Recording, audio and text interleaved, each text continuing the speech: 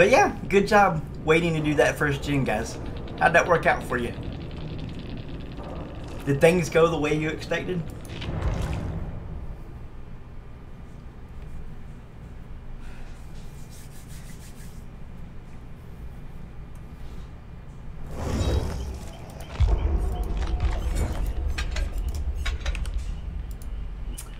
Alright, so we're moving on to game number 33, ladies and gentlemen.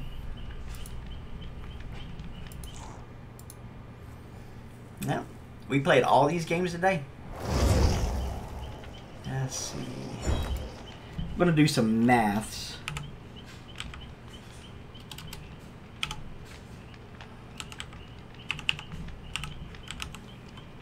Oh my gosh. 0 K 1 K 2 Ks 3 Ks 4 Ks. And when we're done with all of our games today, we're going to do some math and see how everything worked out.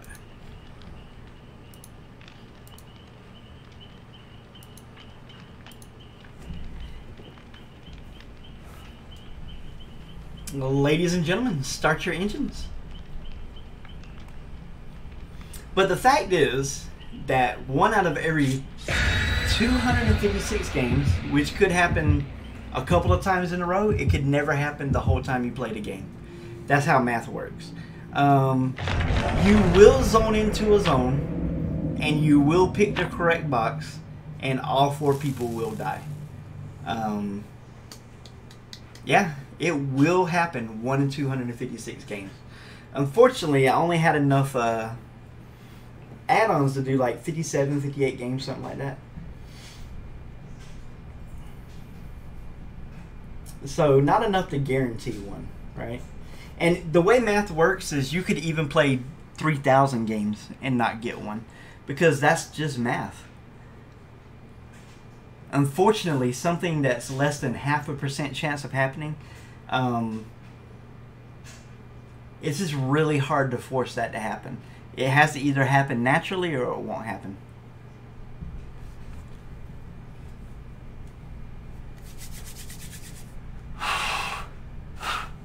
Hey, Harry, hydrate. Yes, sir.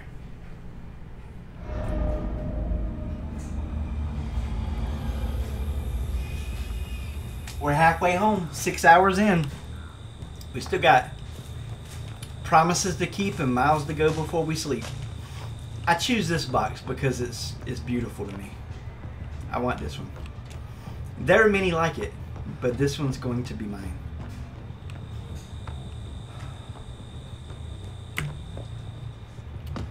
Bro, this box is in the middle of nowhere.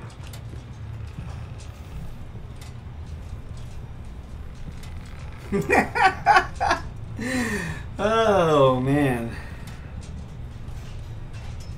AFK Pig's fun though. If you never get a chance to do it, I highly recommend trying it before it's over, because when it's gone, it's not going to come back. Super sad, super sad. Yeah, I couldn't believe they nerfed Tempered Timer, but then they invented AFK Pig, right? Like, it's just a weird thought process. You get teabagged all day? Oh my goodness, I'm sorry to hear that, dude. Yeah. The bad thing though is I'd be a hypocrite if I said I wasn't occasionally, you know, an angry, mauding, salty old dog. Like, brother love, I'm full of copium and not much else. I tell you that much. Hey, how you doing? Hello, nurse. Hello, lady. Pretty lady. No! The other nurse did it already. Big sad. Big sad.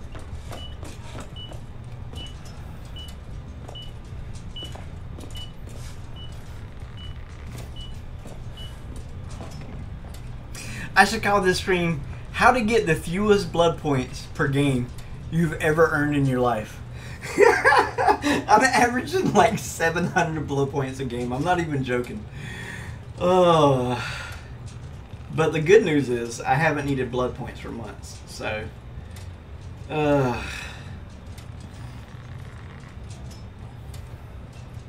they got a whole minute left. They got plenty of time for every single person to live.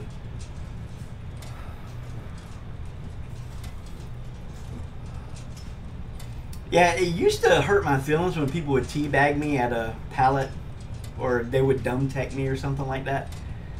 But now I'm just like, man, you must be a really good survivor to do that. And most of the time, they're not. Most of the time, they're not a really good survivor. But they think they are. And it's real fun to show them the truth. 30 seconds. Oh, big sad. Big sad.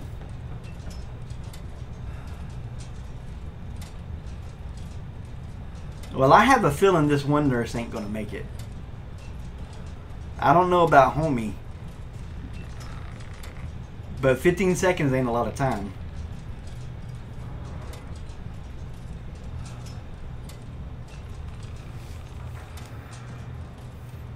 Two, one. Hey, look at that. That's what I'm talking about, baby. Now you other two, go do some gens. Oh, man.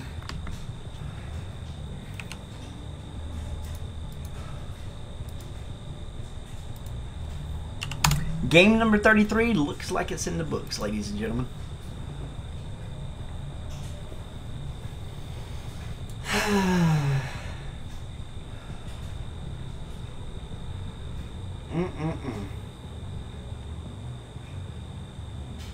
I am thinking about playing Legion, but I'm going to be honest, I haven't been following the meta.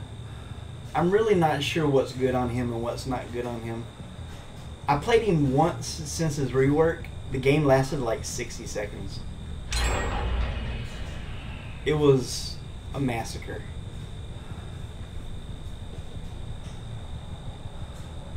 It turns out getting the down with that 5th hit is very nice. It's very nice. Well, there's a lot of better plague players than I'm ever going to be. Like, I give you an example. Fungoose is probably the best plague in the game. The guy who I learned the most from is a guy named Sickness. I used to be a terrible plague player until he showed me I was making a simple but correctable mistake. Not a big fan of the plague. She's inconsistent, you know, kind of a, I don't know, I just like consistency. I like the consistent, simple killers if I can get them. But you never know. You never know. You definitely very likely to see me play Huntress, Trapper, Race, Legion, almost everybody except for Nurse Spirit Blight. Gosh, I hate Nurse Spirit Blight.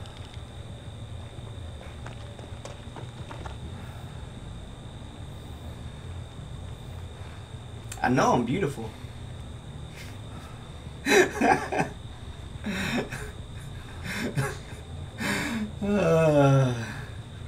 And go do a generator.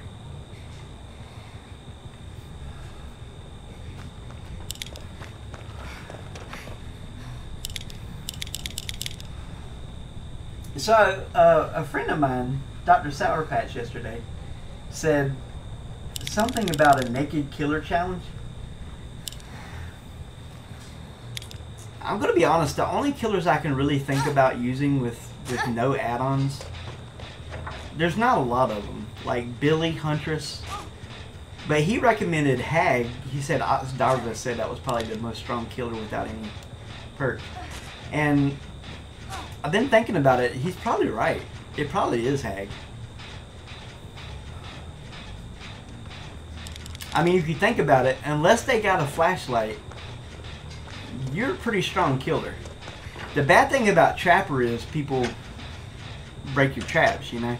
Did you guys play DVD when they would actually break your trap? That junk used to suck, man. I used to go around placing traps, and then every trap would be broken. I mean broken, like you couldn't use it. I used to hate that. But I've been thinking about a Huntress naked challenge of some sort, you know, like with no perks, no add-ons. I think I could do decent on her. She's a fairly snowbally killer. The secret is you really got a proxy camp. And you know, Brother Love loves to camp, so that's not really a problem for me. Trickster's okay, but the fact that Trickster runs out of ammo the way he does is really irritating. They really lowered the number of his daggers. I feel like a bit too low.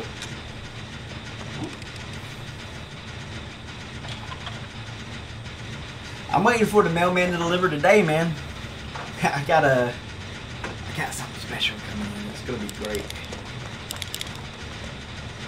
It's going to be great. Could you move, please? If you don't mind. You have to hit him there. It literally will not let you open the gate. It's the dumbest mechanic I've ever seen in my life. What can you do?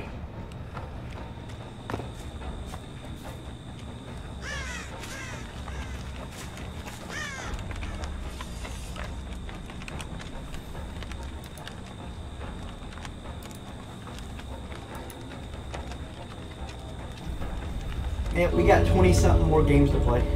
No rush. No rush.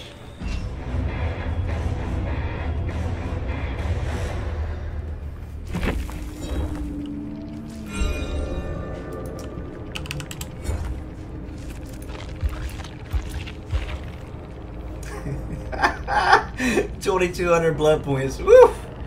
Bruh, I'm rolling in the dough. I'm rolling in the dough here. I think that was after the party streamers too. That seemed a little high, I'm not gonna lie. Oh, we only got 6 left and we got 18 of these left, so. Let me go check the phone real quick. I'm expecting a phone call.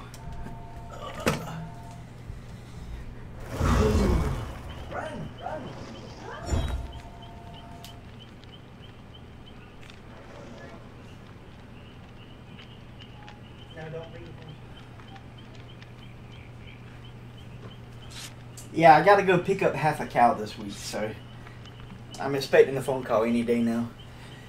Oh.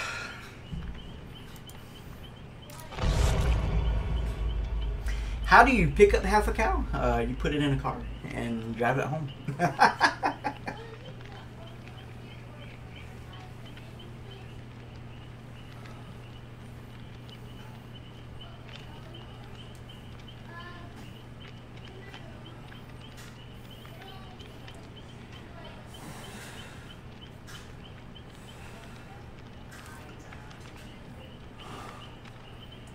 Hopefully the good half. I'm going to be honest with you, I don't even want half a cow. There's just special cuts that I'm interested in. Unfortunately, my butcher's never heard of picante before, so I said, have you ever heard of a Brazilian steakhouse? It's their most popular cut. Oh, I'll look into it. Well, we'll see. I don't think they did, but we'll find out. I probably pronounced it wrong. Let me look it up real quick. Brother Love's not a very cultured individual.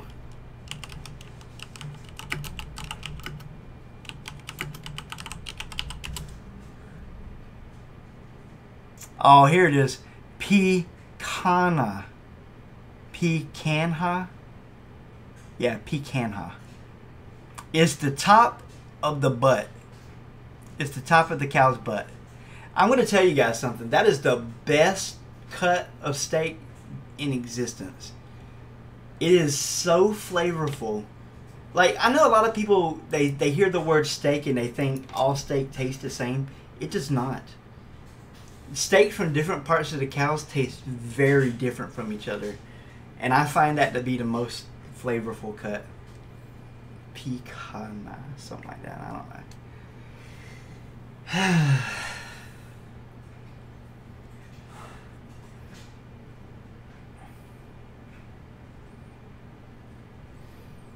Always wanted to go to a Brazilian steakhouse because, bruh, I would just be eating that cut, I swear.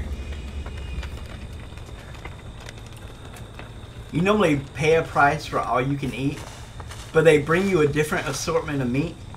I'd be like, this is one thing I want.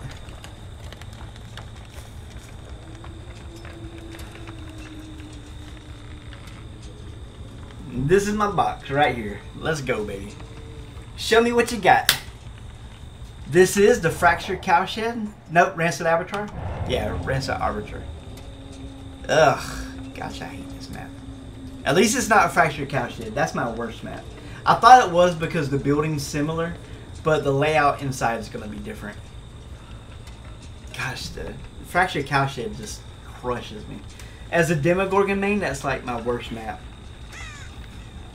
I'm going to be honest, I like Dead by Daylight a lot more when all the maps were nighttime maps. I think this daytime stuff is for the birds. Oh, there went one. Rest in pepperonis.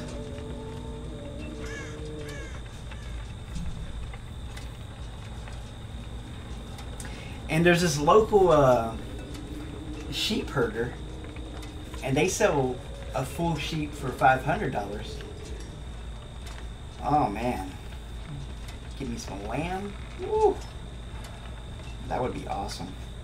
There goes 2 hats. This is looking like a 0K to Brother Love.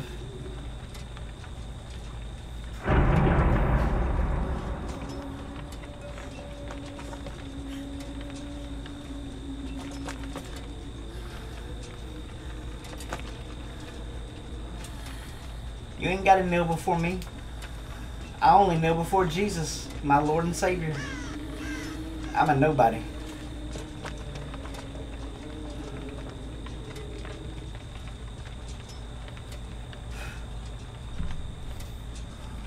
Do do do do do. Do do do do do do.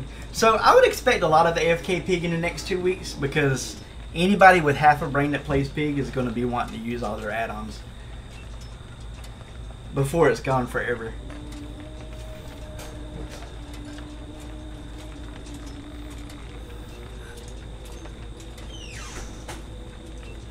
I'm just saying, this has the very feel of a 0K to me. This is typically how 0Ks go. They get a couple off before the generators even pop. And then they don't really feel a lot of pressure to finish.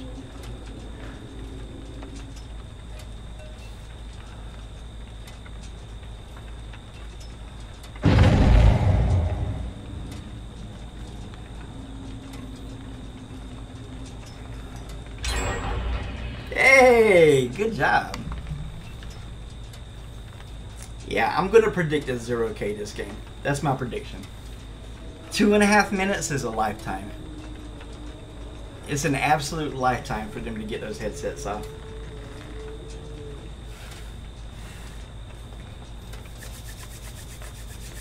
Let's see how many more games we got to play today. Let's see. This is game number 34. So we got 23 more games to play after this. Whew. That's a couple, ain't it? That will end up being the most games I've ever played in one day. 40 something, I think 45 was my old record. But that was with me trying to 4K and multi-hooking people.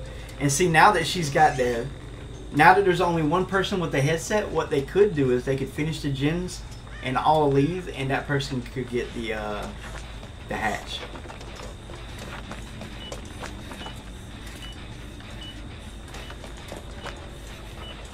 That's what I would do if I was these guys. I would try and finish the gens real fast. I mean, they got 1 minute 20 seconds. It only takes, what, 40 seconds to do a generator? Like, I believe in them. I think they could have done it.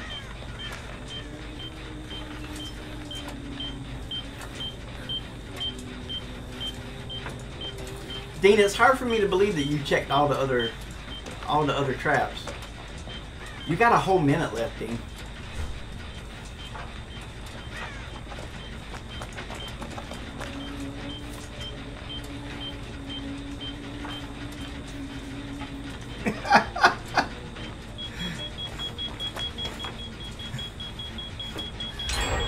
Hey, what's up? How you doing? How's it going? You got 30 seconds. Why aren't you doing a generator?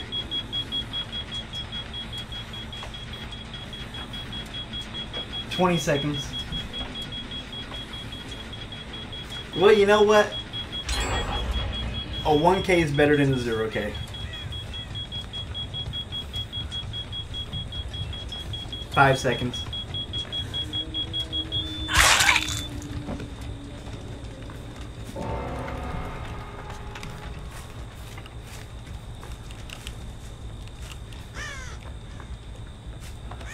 Don't worry, John told me this was okay. He said, you know, if they get their headsets off, Brother Love, let them go. But don't feel bad. They had a fair shot. And they did, really, honestly. The math is in their favor tremendously. I wasn't expecting to kill a TTV this way, I'm going to be honest with you. Most of the TVG, I played like 4 today, and every single one of them got their headset off first. So, I wonder if they went to all the boxes.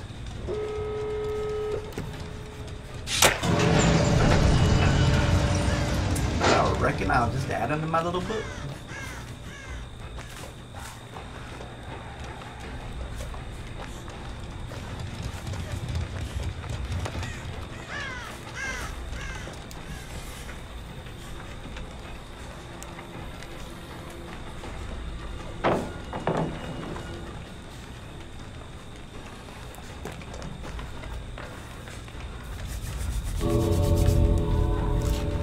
I keep a list of all the TTVs I kill in my little notebook.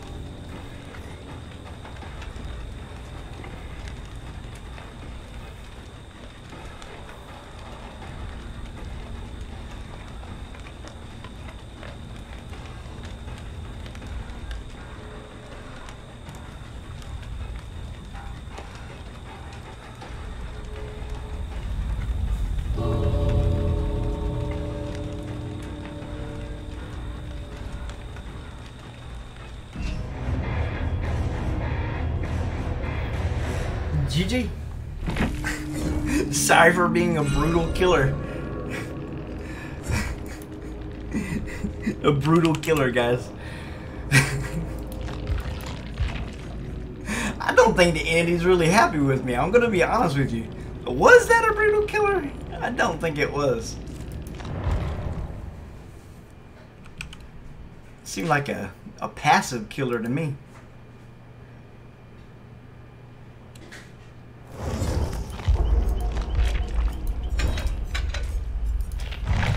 Well, we're down to 5. That's good. We slowly getting there. One game at a time, baby. One game at a time. Sweet Jesus.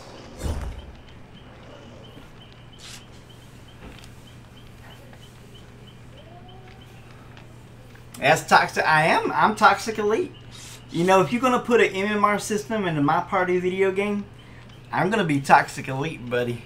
You best believe it. I am your consumer, Patrick. I am that 1 in a million.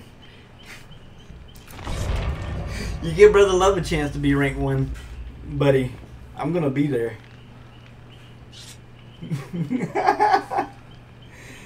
The funny thing is, this game doesn't even matter. They don't keep track of their own stats. I have to go to a third-party website to see my beautiful name at the top. That's the saddest part of all, honestly. They could do so much with this game if they wanted to.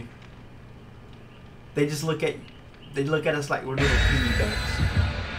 We're just little piggy banks.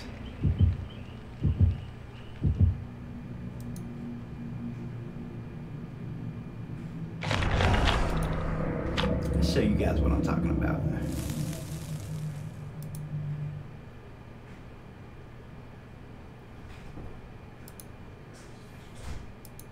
Let me show you guys something. Hey, what we got here? Oh, the #1 Demogorgon. It's me. I know that guy. Because I'm him. That's me right there at the top of the list. This person, I think, hacked their score, or they work at behavior, because they came out of nowhere and they passed MSA Matai and Sana and Lily, Romanian, Brazilian, Japanese, USA. We got no idea who this is. They just appeared out of nowhere right when they were making the Demogorgon changes, and I'm just incredibly suspicious of this. But I think they work at behavior. That's what I think. I think this person hacked their way onto the list. Got Aaron Swarm down here.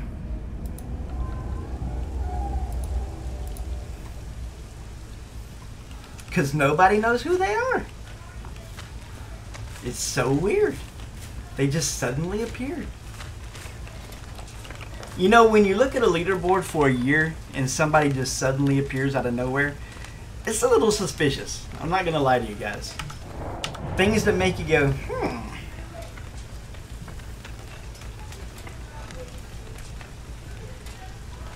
Yeah, I agree with you, Immortal Ops. Anybody with half a brain would do that to their game. If you're going to force MMR on us, let us see a leaderboard.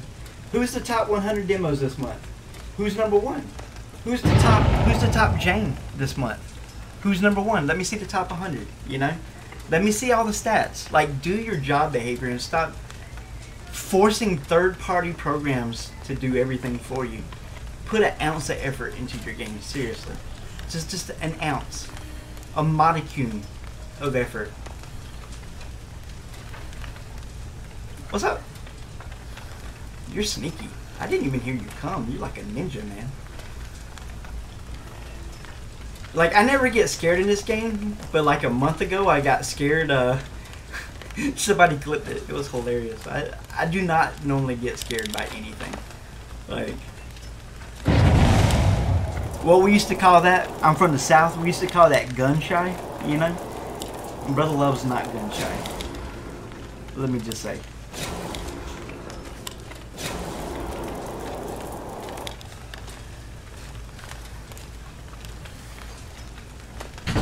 But yeah, there's lots of quality of life changes they can do that would make a huge difference to their game. Hey, behavior, would you like to make more money?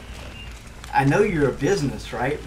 You're not just a social justice platform, right? Would you like to make some actual money? Do you know how many people would stream this game just to be the #1 Ash Williams in the world? Or the #1 Claudette in the world for a month? It would blow your mind how big this game would explode. This game would be huge. That's the value of having a leaderboard and keeping track of your own stats. But instead we got these people trying to save the world by hiding our ranks at the end of a game. It's kind of pathetic, I'm going to be honest. It's kind of pathetic.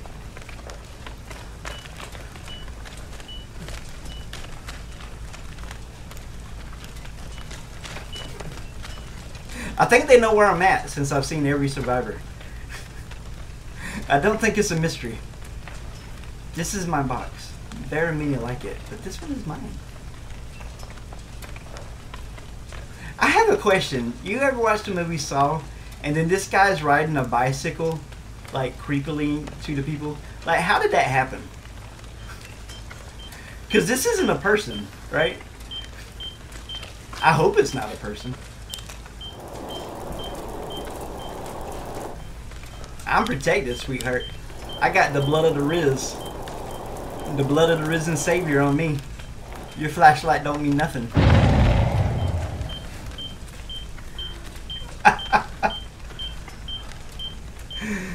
You remember that episode of The Simpsons where Homer says, "I have seen the light, and it burns"? I don't have to worry about that. You got 30 seconds left. That's what that sound means. I think you're gonna die, Thing. You're just standing here. This ain't looking good. Bruh, she don't make that. She's dead dog dead. No, this frosting machine don't work. This frosting machine don't work.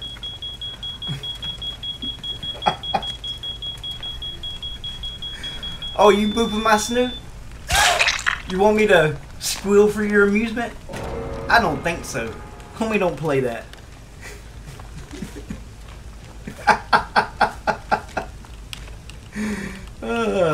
GG's. Good game. That was game number 35, ladies and gentlemen. In the books.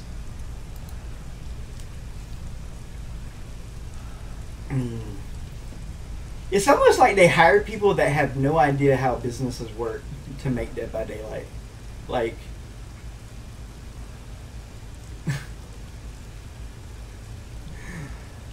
now if you want to hire people who can lose half the player base in a couple of months, these devs are, oh my gosh, they're so good. They can lose money like you wouldn't believe. You know, the thing about money is, it's not everything, but it'll keep people in jobs. It'll keep people fed. I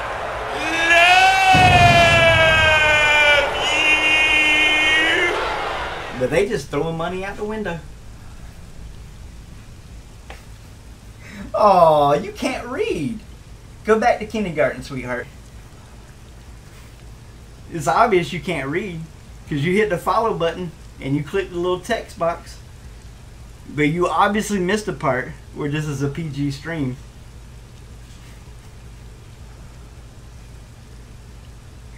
But thank you for stopping by. I hope you have a good day.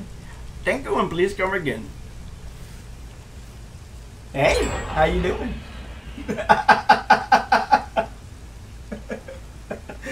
No, I'm taken. I'm married. I'm sorry. Listen, I know. I'm a keeper. You look at all this and you think, I could have some of that. But nah. I got a ring on the finger. Oh, man. See? You had to go and talk about the love of my life. What are you, 14? I bet you're 14. I'm gonna close that disgusting message that they left me that you guys never got to see. And don't let the door hit your butt on the way out, sweetheart.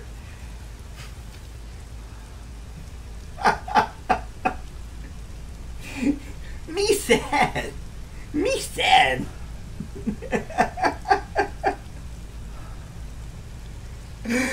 Oh. I mean, if you think about it, I've let so many survivors live today. I don't understand. This game means nothing. It's meaningless. Like, the outcome of any game I play is not going to affect anybody in any way whatsoever. Of all the things to get upset about, here, I'll give you something better to be upset about.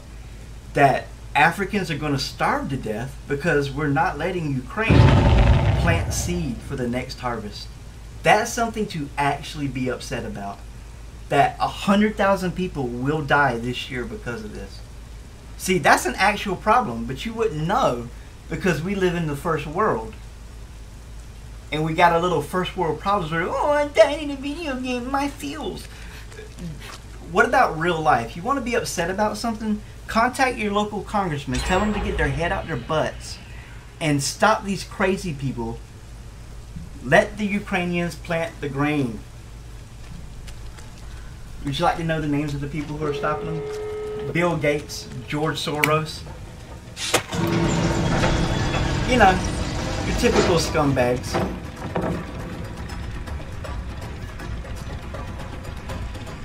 That's something to actually be upset about.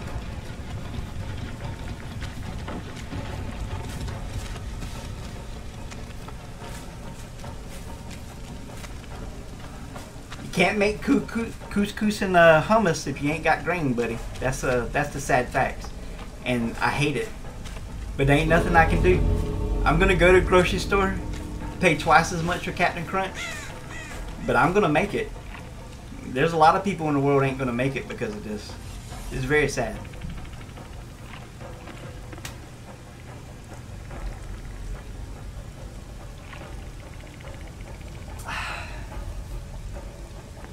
I'm gonna be honest with you guys. I didn't even try hummus until I went to this hoity-toity like higher education party once. I'm not a fan. I'm just gonna say it wasn't that great. Give me some breadsticks any day. Give me some tots. Give me some breadsticks. Give me some tendies. But that's because I'm from America, right? The home of the fast food. Like I'm used to that kind of stuff. I reckon if I grew up in that culture, hummus would be delightful. I just didn't like it.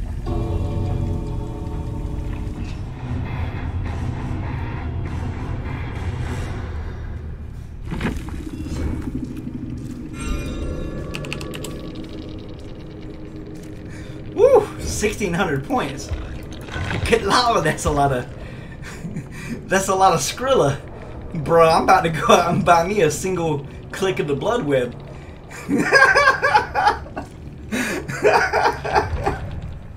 Bro, you wouldn't believe how fast I can spin that. Your head would spin.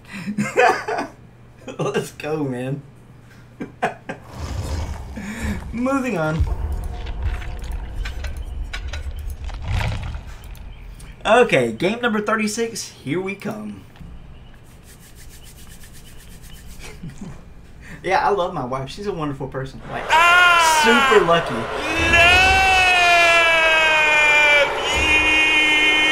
Super lucky to have found her. Ling loves bees. God bless you. I hope that you have a good day. I hope your family's happy and healthy. I hope everything goes your way. How are you doing? Hey, Yui. How's it going? We're trying to get a YouTuber here. We're going to end up playing like 57 games today. I'm halfway through already. But I'm looking for a 4K. But the math says it's not going to happen. It only happens 1 in every 256 games. So we're going to have to get really super lucky. But I'm a good assistant to John. Amanda's a very naughty girl. When people get their headset off with me, I let them go. You know what I'm saying? Like, bruh, you overcame. You are redeemed. You came out 100 yards of human excrement like Andy Dufresne in the Shawshank Redemption. Go shine. Go shine. You know what I'm saying? But Amanda, on the other hand, let me just say, she is rather disappointing. She would kill people anyway. She's kind of a monster. Listen, as far as murderers go, okay, I'm way low on the totem pole. I'm really kind of a hero if you think about it. I mean, haven't we let more people live today than we've killed? I think so.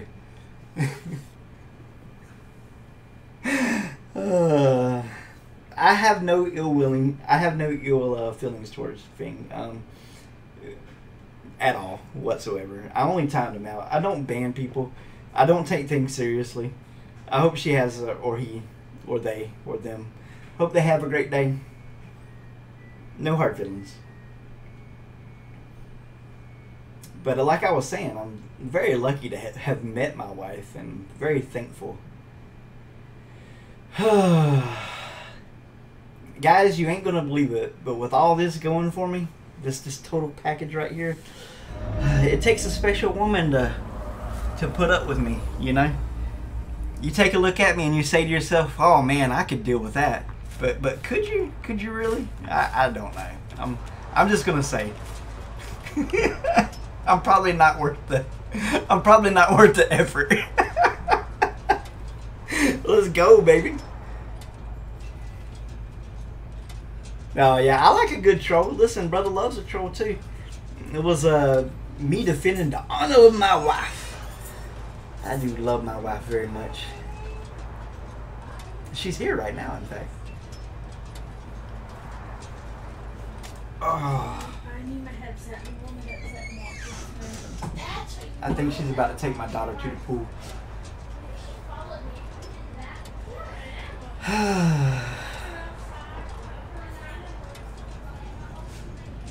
Yeah, before I even started streaming today, I had some chores to do. Went outside and mowed the grass. You know you're getting old when you mow the grass and you're out of breath? Well, you guys probably don't know that feeling. But let me just say, you'll know you're getting old when you get to that point. This is my friend's favorite map. Her name is S.A. Jackie Lynn. She does all the... what do you call these things? Emotes? She does all these emotes and stuff. She's amazing. This is her favorite map. It's beginning to look a lot like Christmas everywhere you go. Hey Bill, what's up, homie? Yeah, I don't mind good old-fashioned trolling. Don't get me wrong. Like I said, I don't typically ban people. I think the last person I banned said something like, "I hope your family gets T-boned on the road." Now, some people will say that's trolling. You know, I'm old-fashioned. I think that's one step too far. Oh man. Dude, the Jane got it. No. I know what you're trying to do. You're trying to get... No. I'm staying right here. I'm willing to bet that Brother Love has more time than you guys have. What do you want to bet? Bruh. You don't even want to try me. I got all the time in the world, ladies.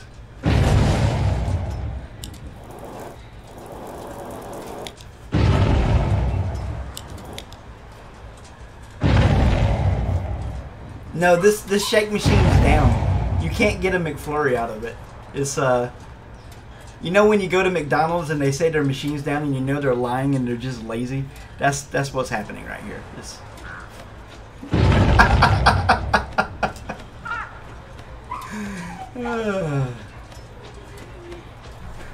They're gonna get bored real quick. Hello, my love. Love you. Love you. Bye.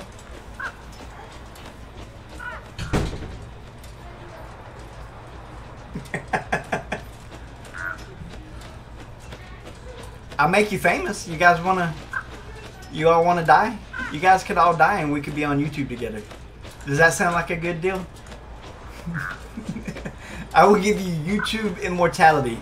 And all you gotta do is all 4 of you die at my feet. How does that sound? It sounds like an even trade to me.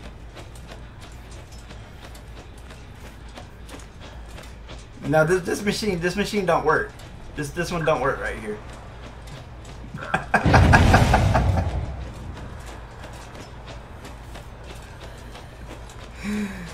Hey Thing, what's up? How's it going? No, that one don't work. This one don't work. You don't even need this one. I bet if you guys went and did the other 3, you would all get your helmets off. Math says that's correct. The math says you have a 75% chance of getting your headset off.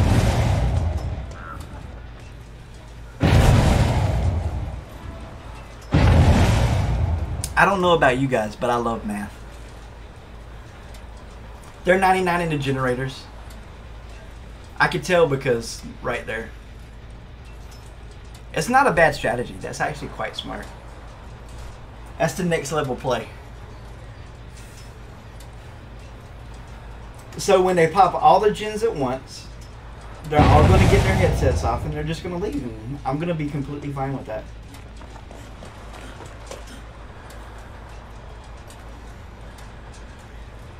No. I know what you're trying to do. You're trying to butter me up. You're trying to play on my tender heart. You're pulling on Brother Love's heartstrings. No, this machine don't work. Trust me. I got one job. I gotta protect this box. Listen, you don't want to look in the box. Gwyneth Paltrow's head's in the box. It's right here. You don't want it in this box.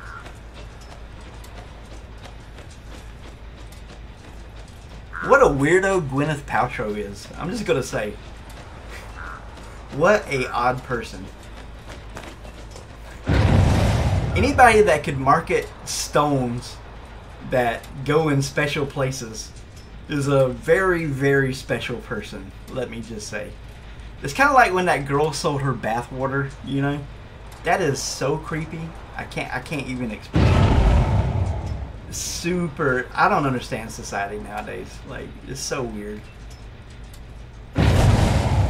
Let me just say, when I was a kid, wasn't nobody doing that kind of stuff, okay? And if they was, they had the common decency not to advertise it around the entire world.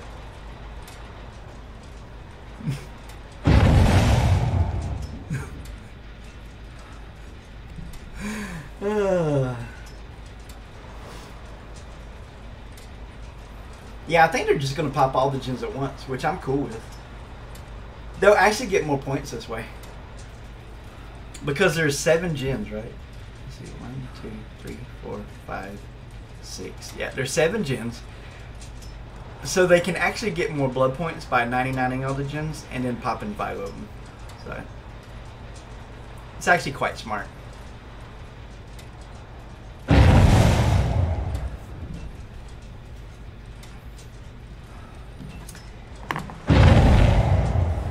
So the award for the smartest team I met today, definitely going to go to these guys right here. They're doing things right. They're doing things the right way. Do do do do do do do do do do do do do do.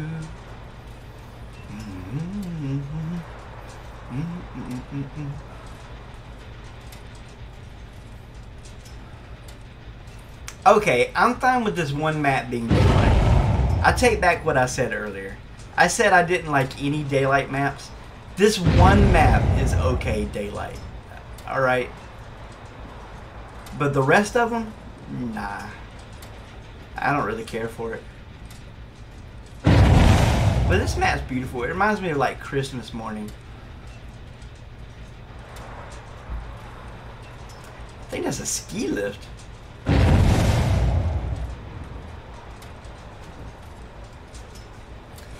And I'm not sure what that is right there. Is that a giant spotlight, or is that like a fan?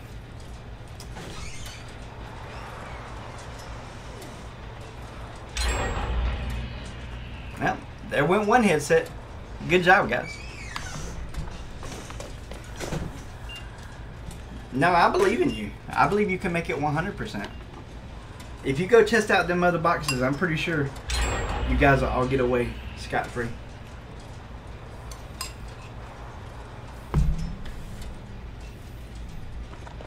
Believe in the math.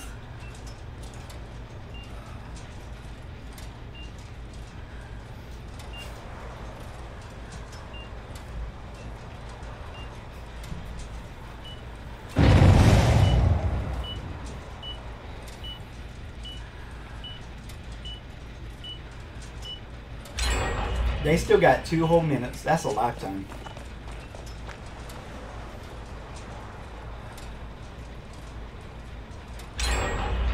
That is plenty of time for them all to exit the game.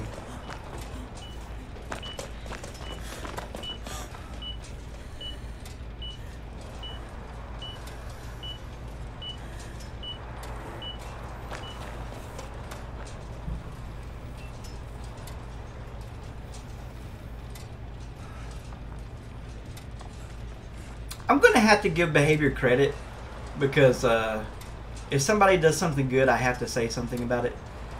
This version of Mount Ormond is much better than the last version. I'm going to admit that 100%.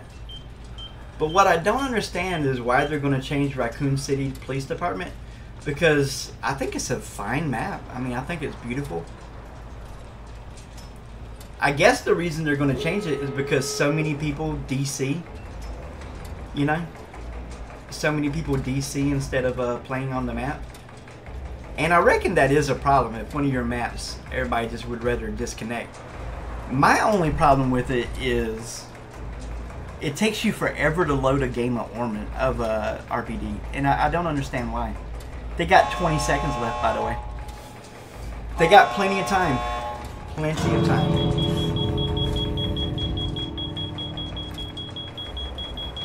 You guys got forever, basically.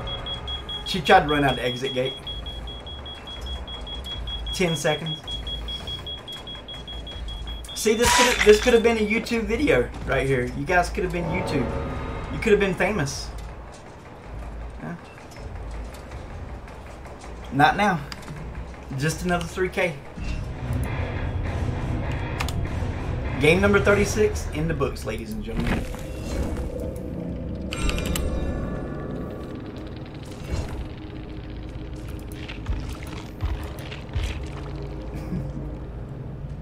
You guys could have been on YouTube forever. This person ruined it for you.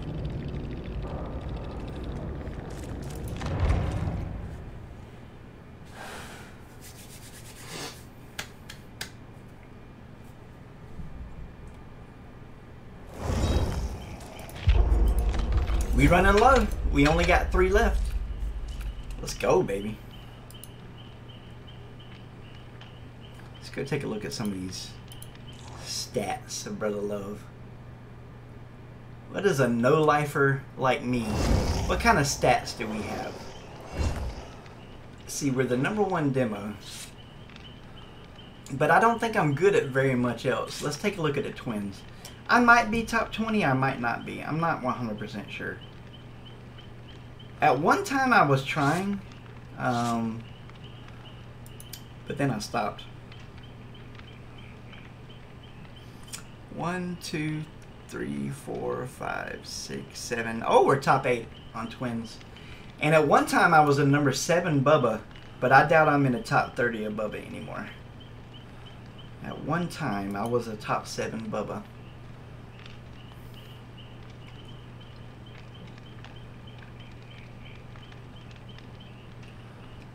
I'm number 15. Huh. And that was years ago that I attempted this, by the way. Years ago. So I guess we're still up there. It's not too bad. It's not too bad. Could be worse. Take a look at some of my stats.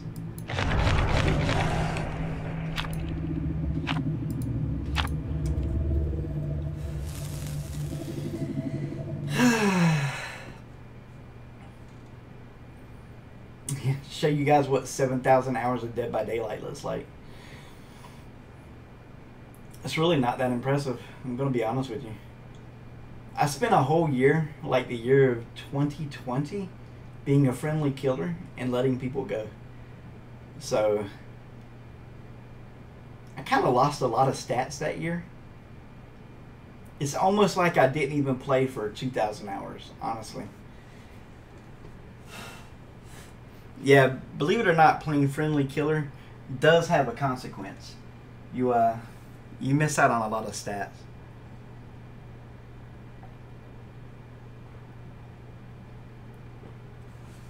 Don't want you guys getting all starry-eyed and think it's glamorous, and the next thing you know, saying Brother Love just isn't what I thought it was going to be. Alright, ladies and gentlemen. This is one of my least favorite maps, and the reason why is this as if the person who made this map hates Billy, Huntress, Trickster, Blight, Demogorgon, Oni. It's as if they specifically hate those killers. Because there's all these random trees and edges, and every pallet's a super safe pallet. Like, and I'm going to tell you guys something that you might not know. When you're running around an object with a controller, you actually gain momentum on the killer, which is why sometimes survivors are able to outrun killers around loops. It sucks. Basically, a good survivor, it's going to be hard to land a hit on them around these loops. It's not pleasant at all. Well, there went one. There went one headset. GG's.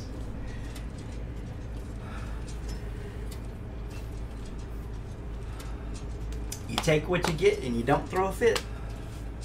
This was actually the last map that I got a 4K on. The only map I've ever got a 4K on with the AFK pig is this map. Yeah, good job, Ghosty. You did it. Congratulations.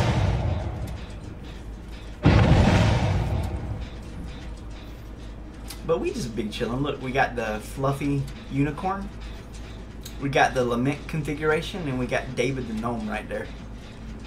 See, I'm a man who knows his trinkets.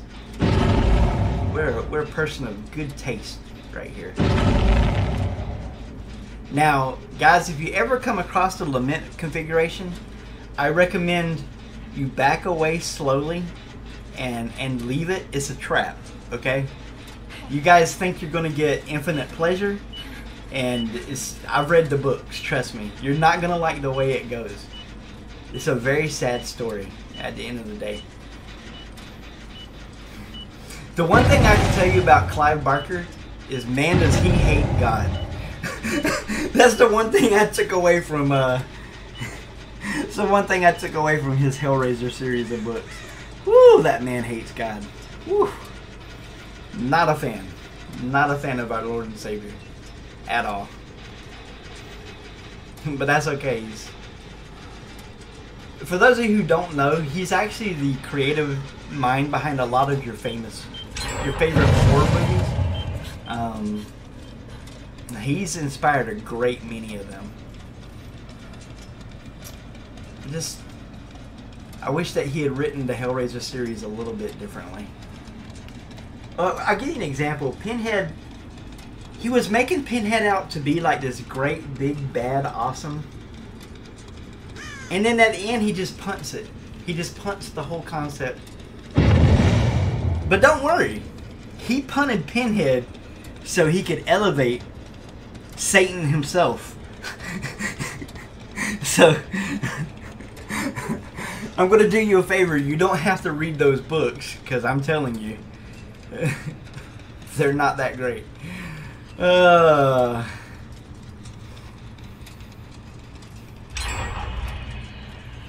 got 8 seconds left on this last survivor. You can do it.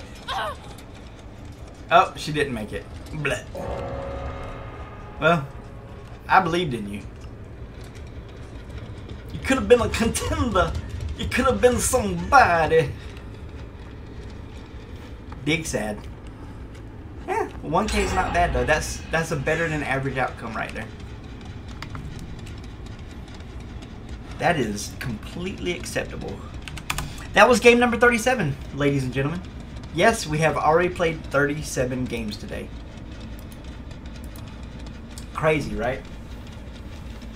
I do too, bruh. Don't nobody want it more than I do, man. That's a guaranteed 1,000 views on YouTube, man. That's where it's at, man. You can't force them to do it. They have to want to do it, because you're never going to get that 1 in 256. Let me just say, it's statistically impossible. The fact that we even got one is crazy. So I'm happy to have what we have. Let's see, what does a no-lifer look like? So this represents 7,000 hours of my work right here. You can see I don't like to play with full loadouts very often. I got 3,000 perfect games. Thank you, Wraith. Let me just say that Wraith is the MVP.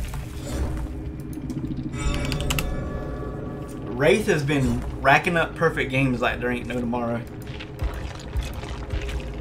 GG's, my lovelies. You did great. You did fantastic. I hold no ill will towards you guys. It is what it is.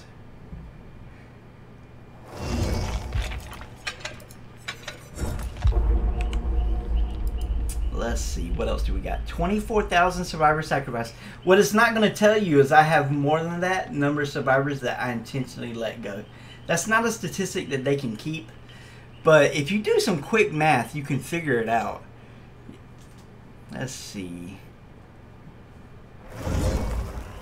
You have to add several stats together to come up with your full games. You multiply it by 4. Then you subtract this number. And then you got to be honest and say, how many of those games was I friendly? And how many did they just get away from me because they beat the mess out of me?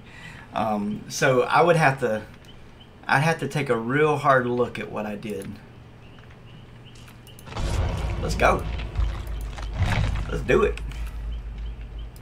Game number 38 coming in hot. 500 grabs. That's not bad. You can tell I don't play a lot of Ghostface.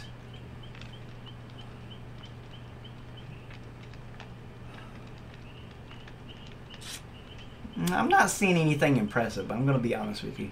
This just looks like a dude who plays a lot of Dead by Daylight. I'm just going to call it like I see it. This just looks like the stats of a guy who no-lifed the game, kind of, you know? I mean, except for this one stat right here. This one shining statistic. But I'll take it.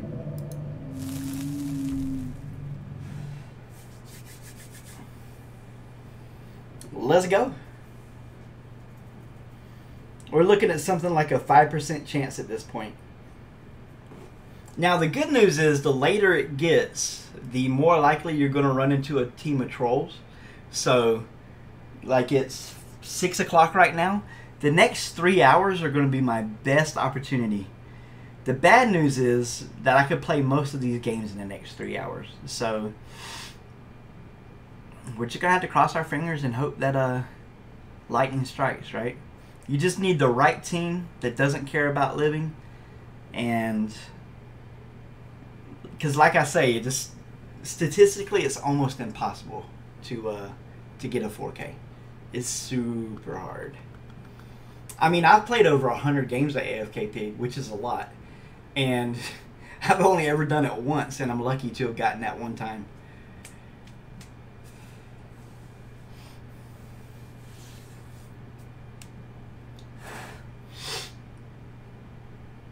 I think we're going to have to go to the men's room real quick, ladies and gentlemen. If you take one piece of advice away from Brother Love, stay young and beautiful forever. Don't grow old. Don't get sick. But if you can't prevent any of those things, have you picked up some afterlife insurance? Nothing like the blood of the Riz, ladies and gentlemen. I will be right back, my lovelies.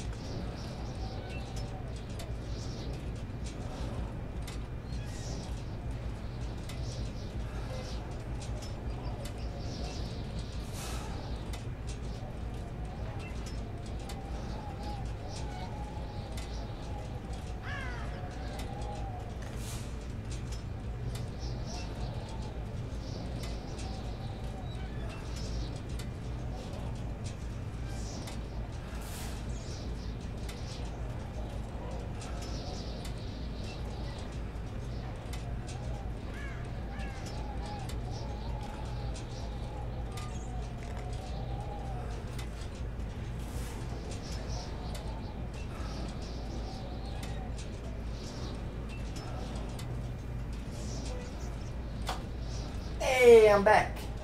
It's me, Mario. Oh, we already lost one. Feels bad, man. Oh well. I'm gonna be honest. I'm very happy with the results of the day already, so it really doesn't matter to me. We've had lots of 3Ks. I mean, we've outperformed. We've massively outperformed what the math says that we should do with the AFK Pig. So we're gonna come out ahead no matter what. I'm very happy with this. Now, Larry's, the funny thing about Larry's is it's shaped like a rectangle, and it's really bad for certain killers, like Blight. This is his worst map. But on Billy, for some weird reason, I'm like Wayne Gretzky on this map with Billy. Like, you wouldn't believe how good I am with Billy on this map. This is my best Billy map by far, and I'm a good Billy. Like, no cap. I don't know why, but this map is just, it fits like a glove with Billy. I don't understand it. Everything logical would tell you this is a terrible map for Billy, but when I'm in chase, people die, and I love that. Yeah, this ain't looking good. This is looking like a 0K to me. Told you. Oh, good game, guys. What can you do? What can you do? That is the most likely outcome. Let's move on to the next game.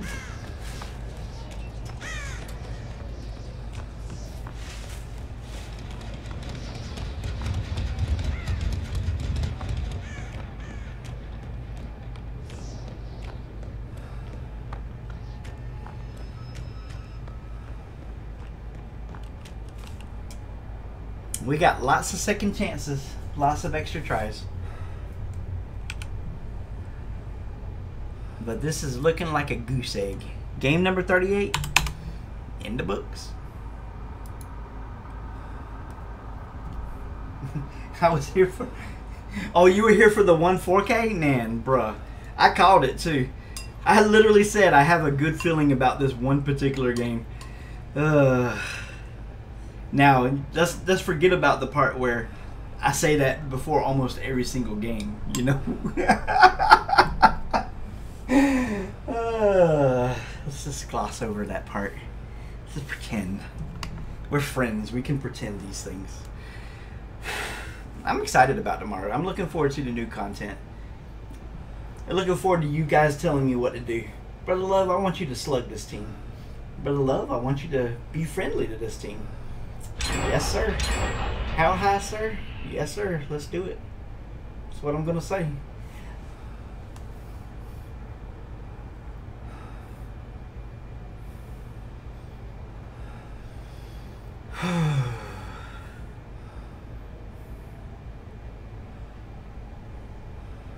Yeah, they're back. They're back tomorrow. I'm sorry. I know it sucked to get rid of them. Believe me, all my statistics on everything said how great everything went with the redemptions.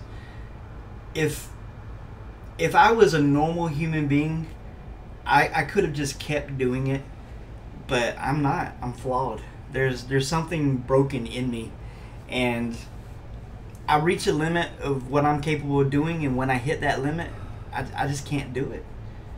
It sucks. You know, that's why I admire people who can do the same thing every day and never change. Ugh. I wish I could do that in Dead by Daylight. Because the Choose the Adventure thing was so fun for me. It was fun. And then that one stinking Doctor game. Oh, man. Doctor is pain. So I changed the choose your things to be just actions that you choose instead of killers. Because I'm going to be honest with you. I ain't got what it takes to play 10 Doctor games a day. I'm not built that way. Doctor is like getting punched in the face every single game you play. And Brother Love can only get punched in the face so many times.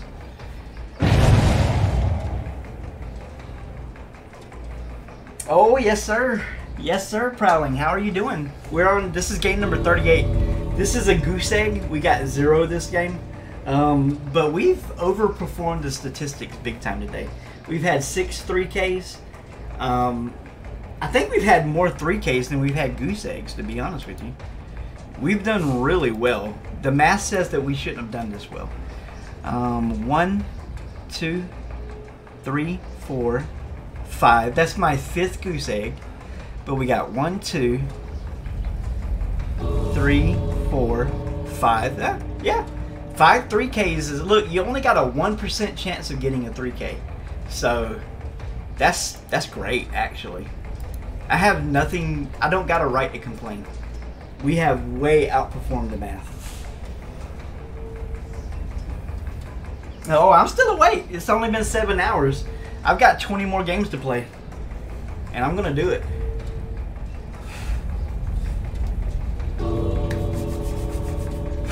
Yes, sir. They're gonna nerf AFK pigs, so I'm just getting them all out of the way today.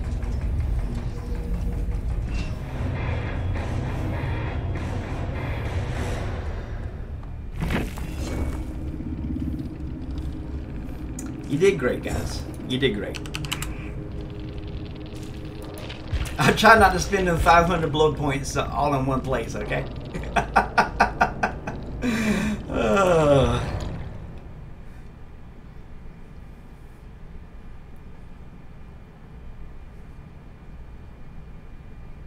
They're going to change it to a 5th box, I think.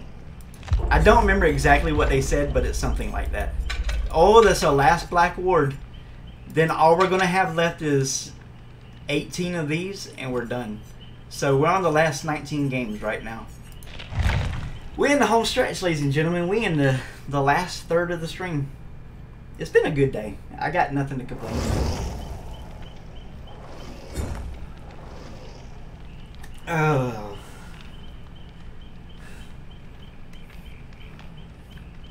We got nothing but good things to say about this experience. It's been a good day.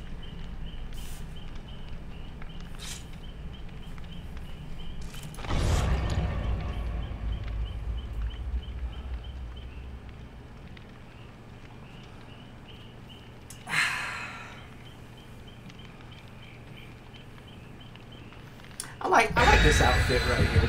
I like the green outfit on David. I think it's nice. Probably my favorite David is the Brawler David body with the Peaky Blind's face. You know what I'm saying? The one with the mutton chops. I really like that mutton chops face. So I like to put on the Brawling David body with the mutton chops face. That's pretty much my my go-to David skin.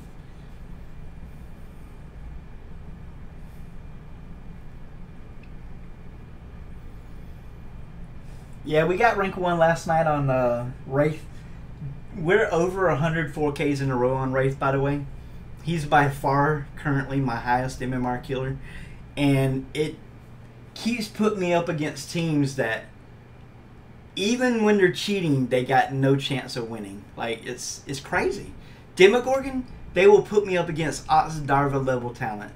Wraith, I don't know what is up with this MMR, but for some reason... The most gens that got done yesterday was 3. I think that happened in 2 of the 20-something games. That's it. That's it. Most games, 5 gens were still up. Wraith is sick, man. He is sick.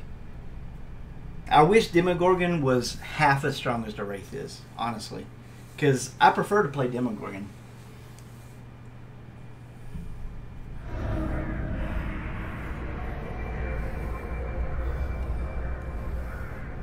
The Eyrie of Crows.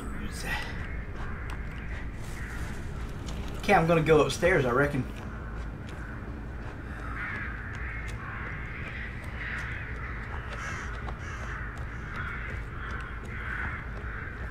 So we're being a good apprentice, Prowling Dead. Amanda was a naughty girl. She would torture you, then kill you. But if they get the headset off with me, I just let them go, man.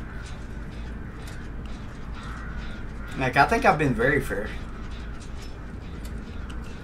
Now, if you want to play this before it gets nerfed, an easy way to hit rank 1 is to run these 2 add-ons, but instead run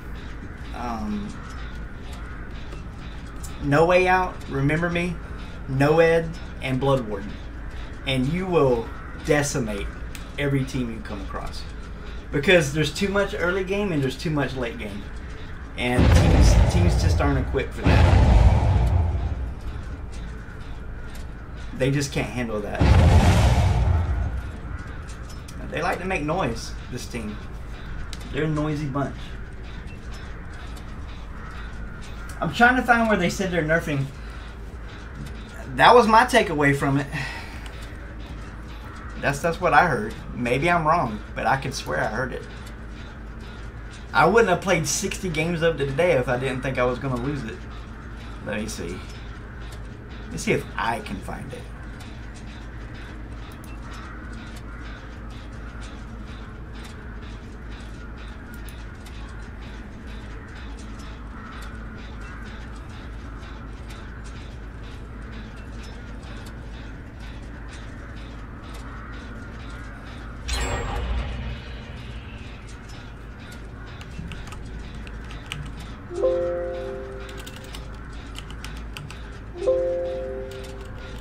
No, I didn't read it here. I wonder where I read it then.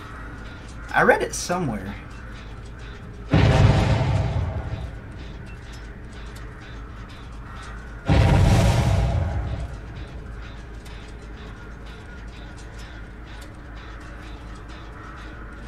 I'm not sure, Prowling. I'm going to be honest with you. Maybe I'm wrong. I hope I'm wrong. And then I'll just slowly build it back up again. But I'm under the impression that that's going to happen. I've been wrong before. I'll be wrong again. That's the one thing I can promise you guys. But I love going to be wrong about stuff.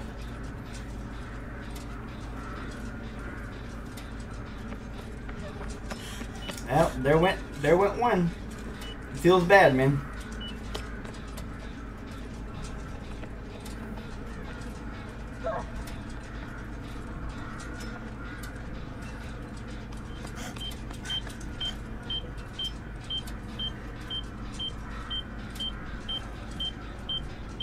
Now, don't you be trying to play on my tender heartstrings, David. You know I'm an old softie. But, this shake machine don't work. This one don't work. There ain't no shamrock shakes in there, buddy. This is no bueno.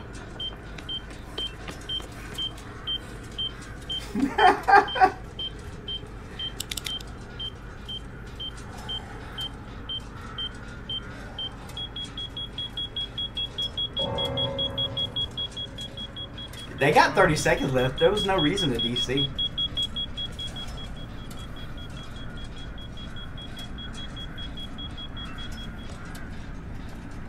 They got plenty of time to get their headsets off. 2 DCs? Bruh, I don't understand. Why DC? You know that counts as a death anyway. For those purposes.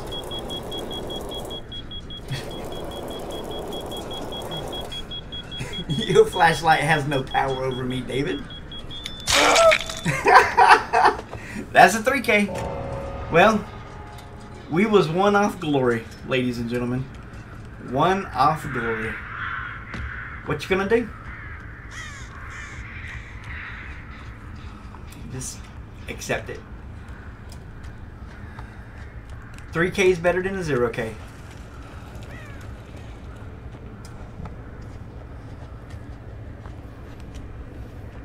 I tried to find where I read it, but I couldn't find it. So maybe I'm wrong. And if I am wrong, I apologize to you guys. I have clearly misunderstood something tremendously.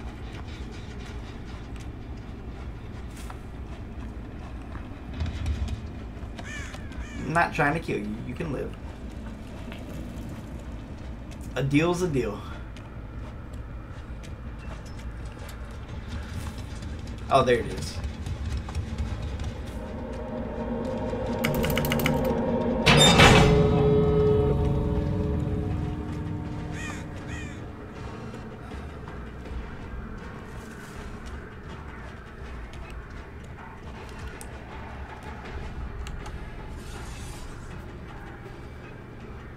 An Eerie Hunter stream sounds delightful. Here's my problem with the Eerie head. When I don't have the Eerie head, I'm like Kobe Bryant. But when I have the Eerie head add-on, I'm like Shaquille O'Neal. Like, seriously. I don't know what's wrong with me. I just need to play normal, and I can't seem to do it. So that's game number 39, looking like a 3K, ladies and gentlemen. Looking good, looking good. You get better when you only have one? Man, I don't know. Sometimes I do miss old hunters. Sometimes I do miss being able to have 4 Eerie heads. You know, they're removing the Mori too. They said that you're going to be able to Mori the last person or something like that. I don't even know what that means, but... So they said they're going to remove those from the killers.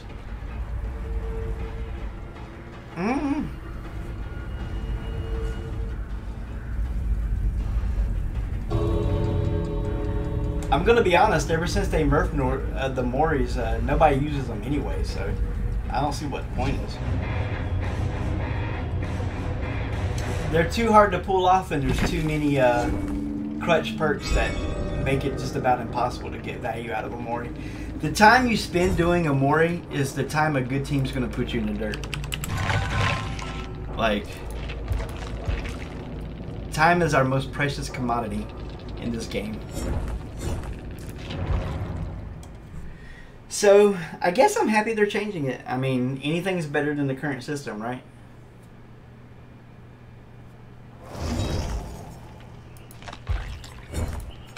We out. This is it, guys. When we run out of these 18, we're done. Let's go. Yep, big sad. Big sad.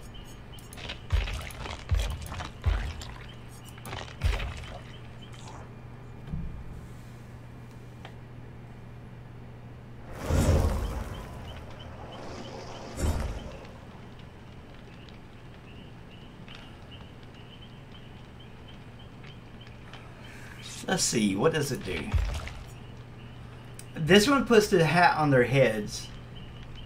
This one disables their ability to see them until it's activated. Huh.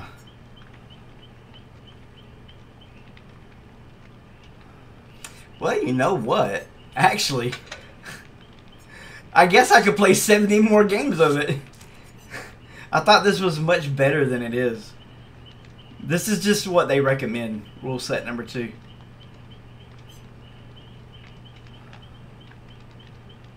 Huh.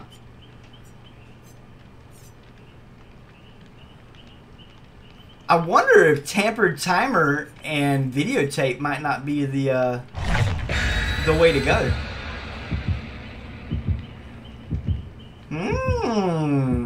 A plan begins to form, ladies and gentlemen.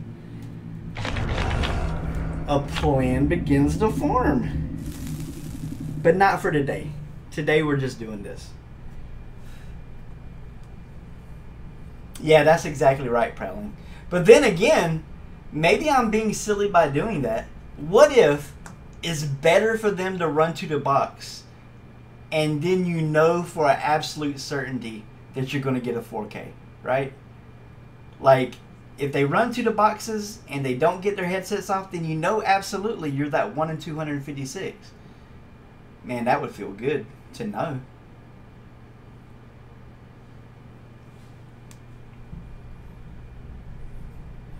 Yeah, I guess the red add-on is way more valuable. Huh. AFK Pig might not be dead on my stream yet. It might not be dead. What game are we up to? This is game number 40. Well, I tell you what, in that case, it's been a really long stream. I don't know. I might play to 50. Which, by that point, I might as well play to 57. I mean, I'm going to be honest with you. Why wouldn't you? Right? It's only 7 more games. I mean, jeez. That's nothing. We could do that with our eyes closed. Yep, there went one. And just, you know, they can't see them, but they come across it and get it off first try, right? That's rough, man. Feels bad, man.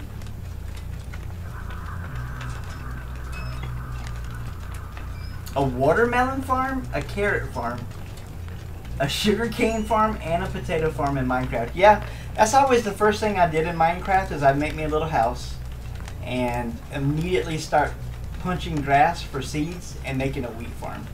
That's always been my go-to. But wheat, I don't know, bread just seems to go so quick. I'm a terrible Minecraft player. Terrible. I don't even think I've ever beaten it. I might have, but I don't think I have.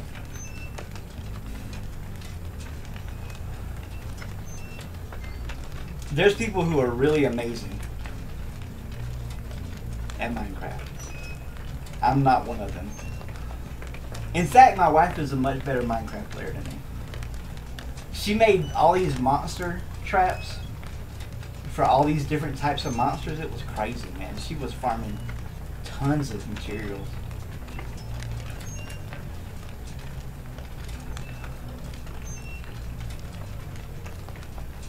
Yeah, I tried to make a monster killer once. It didn't turn out so hot. Baby, I got more time than you. I guarantee you. I got more time. I ain't in no rush.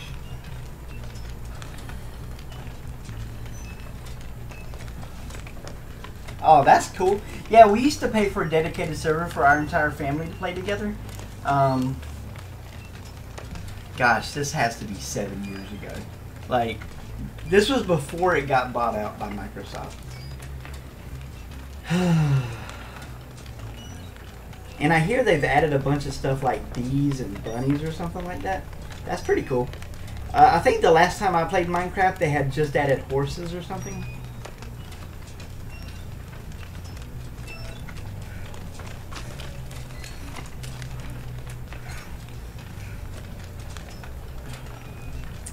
Yep, those were the days.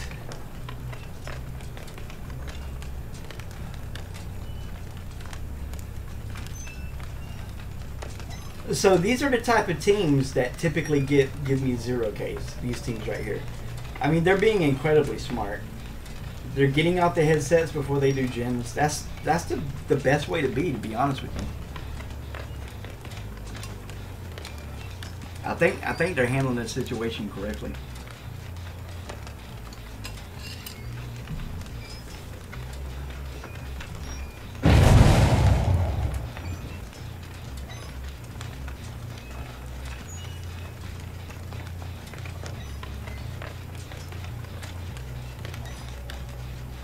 For me, Minecraft is the perfect game as long as you don't ever cheat in it. Cheating in Minecraft like completely ruins the immersion. Like, that's what ruined the game for me, is I couldn't help myself.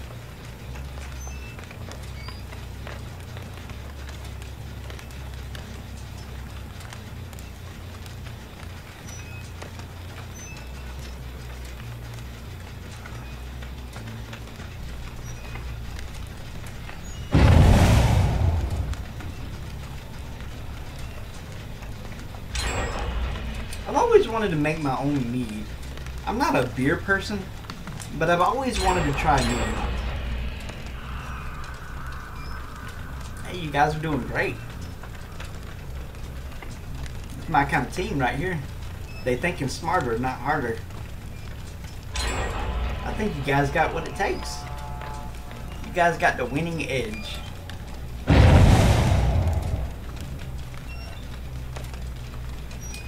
Near? I'm not sure what that is. Is that a type of mead? I've never had any. I just imagine it would be tasty. She's got 2 whole minutes left on her headset too. Like, they could leave the game. There went GG's, guys. Like I said, they could leave the game. She could get the hatch. This excellent team. I've got nothing bad to say about them. They did amazing. Perfect play against the pig. Perfect. Nothing but compliments. Game number 40 is a goose egg.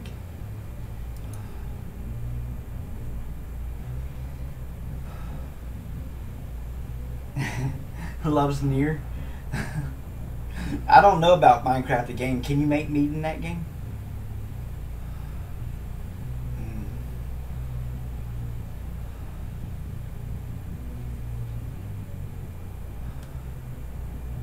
I do believe that mead is an alcoholic beverage that's made from honey.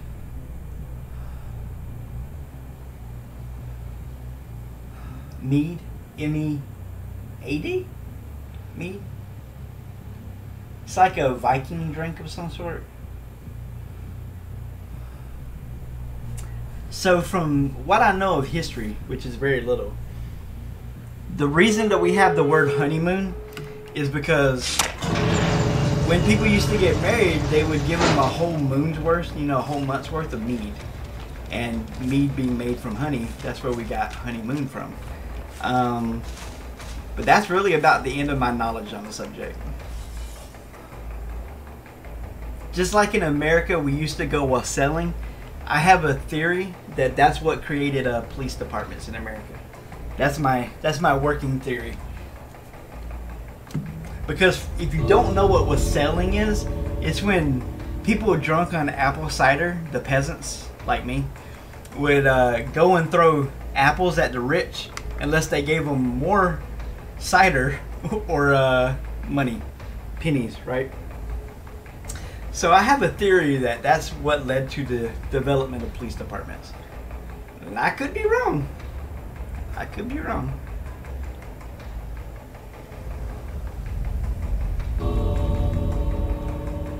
Honey drink? Yeah, that's the same thing. Honey drink. Oh, Minecraft, you're so creative. That's the thing I always loved about Minecraft. The reason my wife liked Minecraft is because it's a survival game. And man, she is into hardcore survival games, let me tell you. If you've ever played Don't Starve, oh my goodness, that game is brutal. Brutal.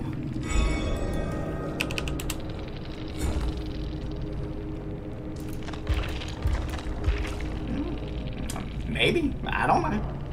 Seemed like you guys did fine to me.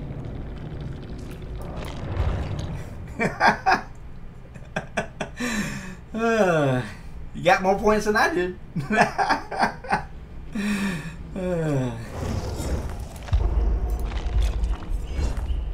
17 games left.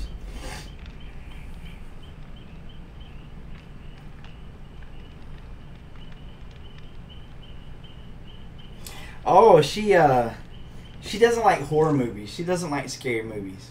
So she would never be interested in that. In fact, she doesn't even like the zombie things in Minecraft. She has very strong feelings about that type of thing, which I respect. Just like I can watch the movie Saw and not have a problem with it, but she would never.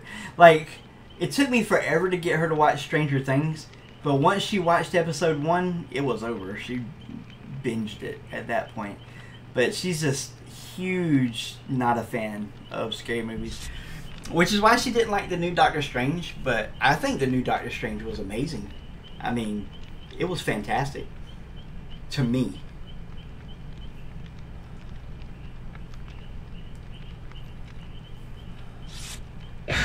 Well, even part 1 isn't that bad. I mean, to be honest with you.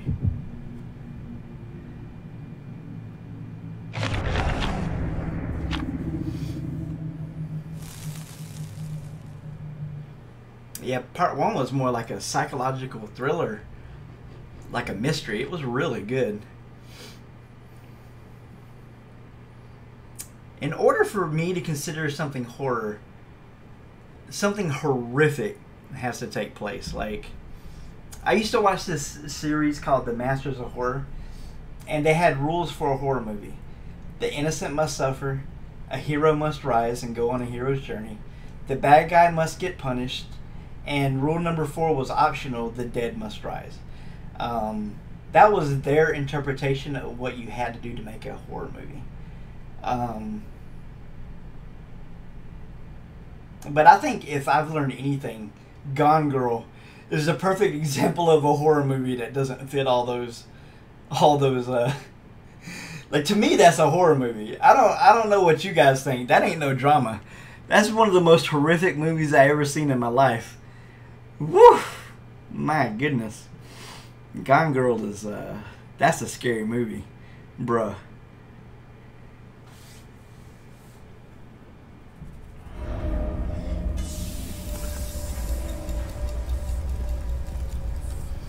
You hear the news is blaming Twitch streamers for stuff now? Because of, you know, I'm not going to say why, but... Oh, news. You'll lie to us every opportunity you get, but boy, you will throw gamers under the bus in a heartbeat. Like, I swear, man. It's like they can't wait. What are we... Can we blame this on gamers? that's a great idea. It's wonderful. It's the video game players. We're the problem with the world.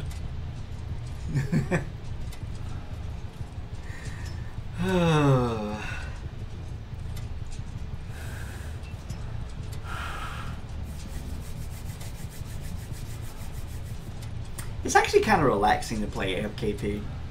You just kind of let the game develop on its own. You're never quite sure what's going to happen. Like, I could be playing Legion right now. The game will last 35 minutes, right? I would double pip, not that I need to pip at all now. I'd get lots of blood points, but man, you are going to work your tuchus off if you play Legion. This is just, we vibing, man. We relaxing. We cruising. This is the stuff dreams are made of right here. It's a big sad. Big sad. What can you do? Yeah, I remember watching Hostel. Oh my gosh, I was horrified watching that movie. If I recall correctly, I only enjoyed part 1. Now, the thing that's enjoyable about Hostel is there's a revenge aspect to it that's really satisfying. Kind of like with Kill Bill, you know, there's a whole revenge thing going on. People like to see the bad guys get the comeuppance, you know. I think Hostel did that pretty well. Let's see, another movie I watched was called A Serbian Film. Don't watch that. It will ruin your innocence forever. I'm being completely honest. Do not watch that movie. It's not so much a movie as a let's go out of our way to horrify people with zero plot whatsoever. You will not be the same after watching that movie. My recommendation is to avoid it like the plague. And let's see, another famously movie like that's called Martyrs. It's a French movie. Yeah, Gigi, it's a goose egg. It's a French movie about the rich people making people suffer to get them close to God so they can find out spiritual truths about things, which is an interesting concept. The concept was good. The payoff in the movie was lackluster. But man, that movie was creepy. Oh my goodness. Super creepy. Especially the uncut Prowling Dead. Yeah, if you watch the cut, I've watched the uncut, and I wish I could go back in time. Like, I didn't know what the difference was, but it was just horrific in every way imaginable, and I didn't enjoy it. I'll give you an example. There's a Korean series of movies called the Old Boy Trilogy. And I mean the original Old Boy, not the Americanized. You got Old Boy and Lady Vengeance, and there's one more. Sympathy for Lady Vengeance. And gosh, there's one more to trilogy. I can't remember what it's called. But there's a trilogy of 3 movies. They're horrific in their own way, all of them. But they're all revengey too, kind of, and they're really cool.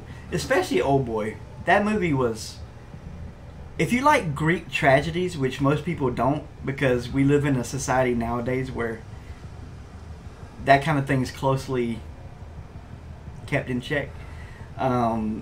Greek tragedies are horrific, man. It's called a tragedy for a reason. The Greeks had comedies and tragedies. I remember when I was a younger man, I watched a movie called Titus with Anthony Hopkins. Bruh, at the time I didn't realize that it was a tragedy. I had no idea what I was getting myself into. Like, that movie made me real sad. Let me just say, the Greeks know how to make you sad.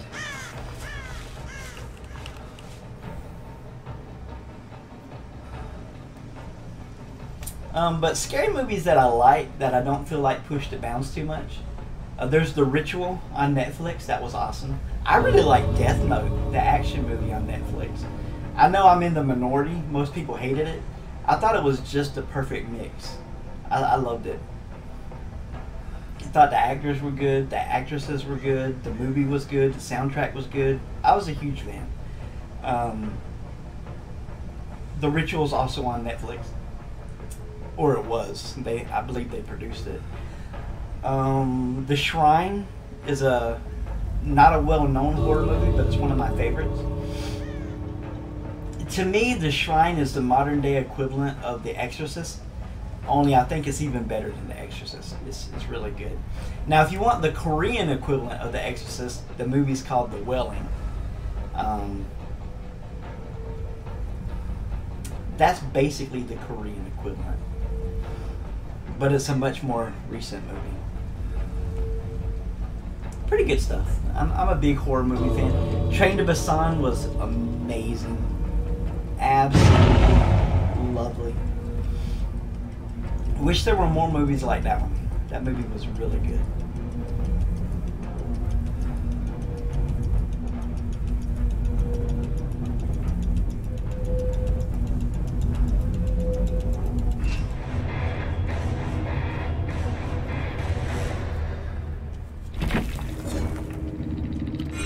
GG, my lovelies. You guys did great.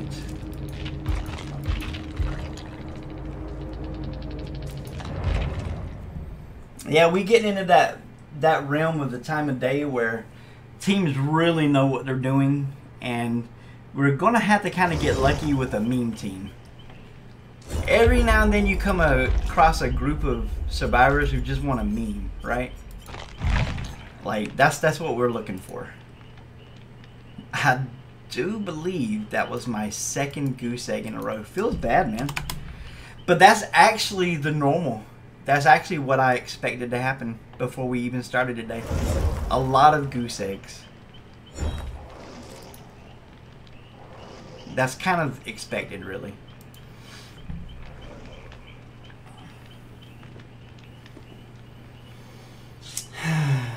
So I can't really recommend watching Old Boy because it's a heavy R. It's a Greek tragedy heavy R. But I've never watched the American version. In my opinion, I don't see how in the world Spike Lee could be involved in a movie of that caliber. Squid Games was pretty interesting. Korea, I don't know what it is about them, but I'm really attracted to their sense of drama. They do such a good job of building up characters in Korea. You know, the opposite of what American cinema does? Where, you know, you got a hero who can just do everything because... I don't know. What's the word for it? Pergamon? Yeah. In Korea, they actually develop their characters.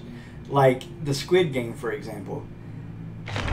I fully expect at some point for that dude who won the Squid Game to eventually take over the Squid Game. I fully expect him to make a full circle transition to from trying to stop it to trying to run it. That's what I think is going to happen. If they ever produce it. I think they're in some kind of argument with the director. I mean, they paid chump change to get it made, but then it became the world's biggest hit ever.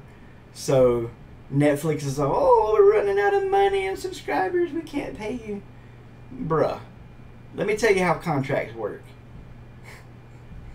Let's tell you what Mel Gibson would do with the movie. All right, pay me less, but give me more of the back end. Well, why don't you just do that? Give them more of the back end. If you ain't got no money, and you're not lying, give them more of the box office, the take, you know. Subscriber numbers go up to watch it. They get a bigger cut. It's super simple. Of course, Netflix ain't going to do that because they're scumbags. Anybody who would make CP, you know what I'm talking about. CP. Chomo material. Disgusting.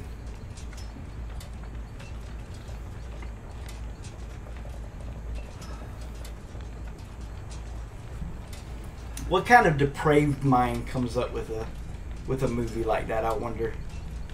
Definitely somebody that needs to be locked away for a long, long time.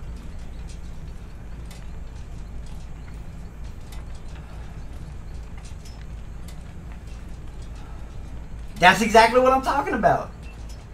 That's the exact movie I'm talking about. I just didn't want to name it. That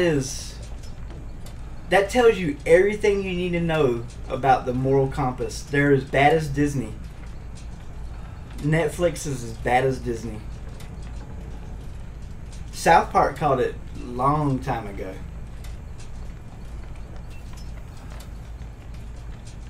I'm sorry, but I want a world where children are safe. You know what I'm saying? It's kind of my thing. It's kind of what I believe in.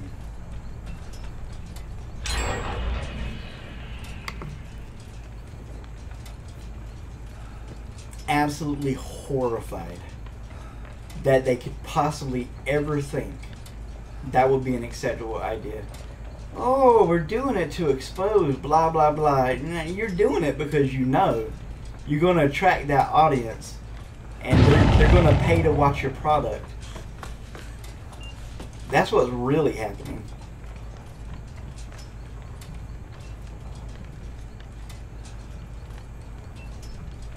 I bet the CIA couldn't wait to watch that movie. For those of you who understand what goes on with the CIA, they love that kind of stuff. Instead of putting people in prison, they put them on the payroll for the CIA. I'm not even joking to you. I'm telling you the truth. People are working in the CIA right now in their jobs to watch that stuff. It is horrendous.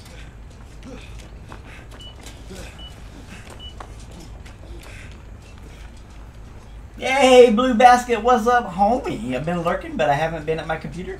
Get many 4Ks is 0, my lovely human being. We got 5 3Ks, but we have gotten precisely 0 4Ks. How's the house going, man? Give me some information. What you doing? Are you sanding? Are you installing electrical? Are you putting down tile? What's going on, man? You know, one of my favorite shows as a kid was called This Old House with Bob Vila. Used to love that show, man. This Old House with Bob Vila. And it's relaxing to watch people repair stuff and fix things, you know. It's kind of like watching Bob Ross paint. Well, that's unfortunate. This is the second time today that a team got to 40 seconds before they took off a helmet. The exact same thing happened. There was a 1K in both games. It's like they want to tease me. They teasing old brother Love. You got 18 seconds, bro. You got time. Maybe.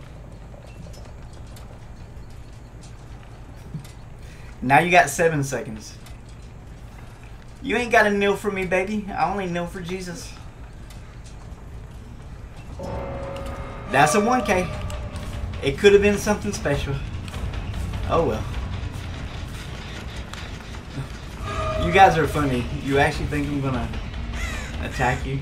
Nah. That's not how we play, man. We follow the rules. If they get the headset off, they live. It's super simple.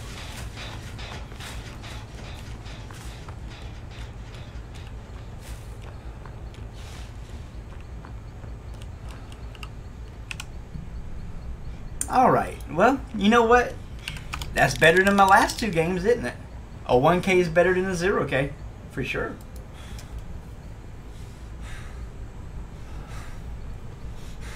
House is good. Built a deck. Holy moly. Replaced some drywall. That was expensive. Changed the electrical fixtures. Painted. Sanded. Oh my gosh. Learned quite a bit in the last month. Dude, you are hands-on educated, man. That's awesome. You're everything that I couldn't be as a human being. I'm the worst repairman who ever lived. I hate it with all my heart. That is awesome that you did that, though. Evil Dead, the first few days was fine, but oh cow. Is it killer-sided paddling or is it survivor-sided now?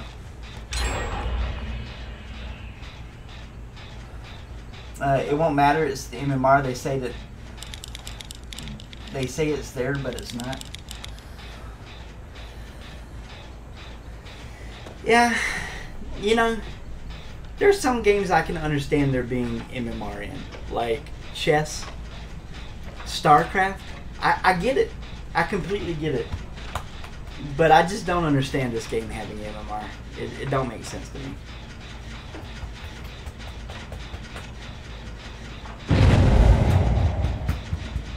You could barely damage them? Oh my gosh. That sounds horrible. My problem with Evil Dead was the first time I played it, the team knew what they were doing, and I never found them, and I just felt like a wet noodle the entire time. It wasn't fulfilling that fantasy I have. Like, see the way this game goes? I killed somebody, I didn't even have to do anything. Like, bruh. That's a win-win, man. How can you even lose you play a game like that? You only got 3 or 4 hours total in it, and you're going up against daily players? Yeah, I bet that does make a huge difference. That's got to be rough.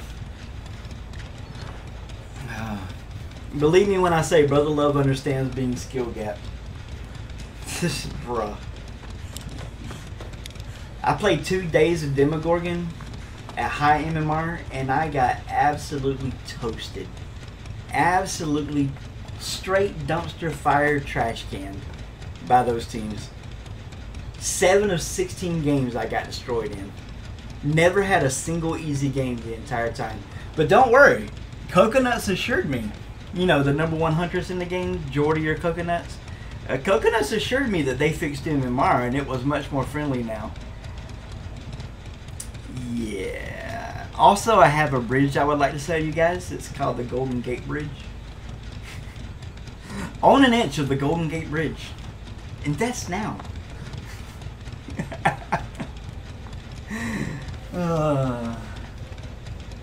I usually find the players right after a map piece and just watch the mini map a lot, man.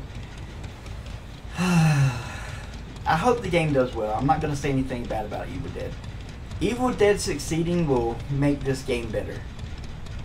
DHS succeeding will make this game better. I need these games to succeed. I need them to pull it together.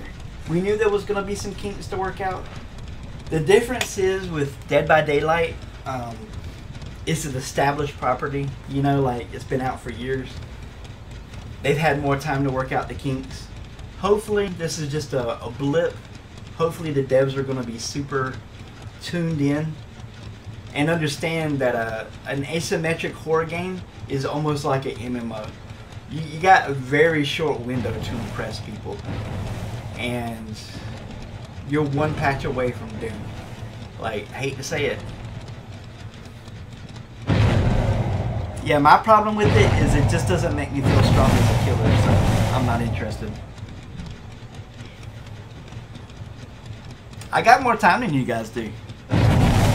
Take your time, guys. You're wasting your time. Waste it. Waste your time, guys. Go ahead. You can't kill that which has no life, ladies and gentlemen. I guess you're all 14, huh? I remember when I was 14. I was also stupid. I still am, but I was also. Nah. I'm just joking. I don't care. I just don't want to listen to him jump through windows. That's one of those few things that irritates me in this game.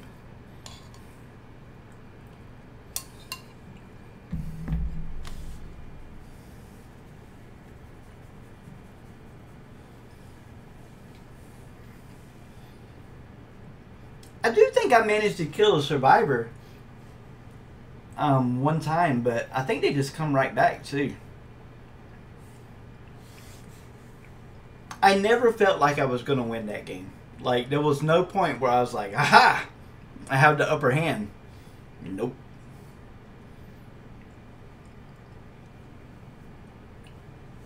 My honest opinion, the fear mechanic needs to be removed. I think it's dead on arrival. I think the fear mechanic was a bad idea. They need to rework something else in there. And I hate to say it, but the reason Dead by Daylight succeeded is both sides were insanely broken at the beginning. And I feel like Evil Dead, to me, in my brief experience, just the survivors were broken. And people want to feel powerful, you know? I don't think anybody's going to invest time in a game where you just get whooped instantly. Otherwise, they'd be playing Dead by Daylight. They'd be playing Killer and Dead by Daylight, right?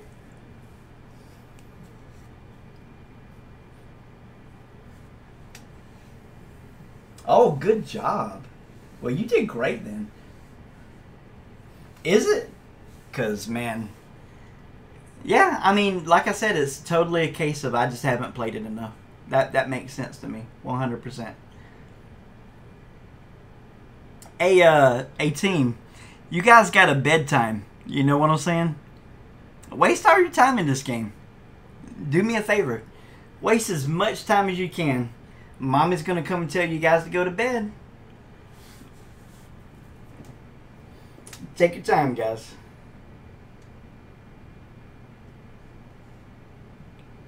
I've already played, what, 40-something games today? You guys really aren't going to bother me.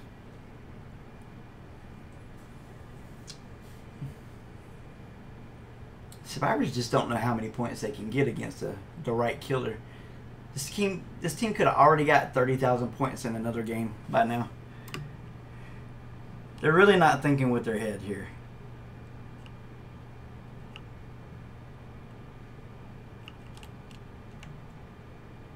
There we go. That's better. The matches are long, man. It's like they give you 7 opportunities to get your tail whipped by the survivors. It's too many. It's not fun. It's not fun to always go up against 4 survivors. I mean, man, can you imagine in Dead by Daylight? Like, how much we hate it when you're body blocked by somebody. Like, I would attack a survivor, and then 2 other people would stun lock me. And then I lose my character, right? I lose that ability for so long. But you're right. If I played it more and I built out an entire perk set, I'm sure everything would go much better. Again, I'm a big fan of Evil Dead. I want it to succeed. I happen to think that Army of Darkness is a masterpiece. One of the greatest B movies ever released. It's hilarious. It's a bit scary. I just love everything about it. It's got sci-fi in it. Like, it's got medieval. It's got a little bit of everything. Evil Dead is just a great property. It really is.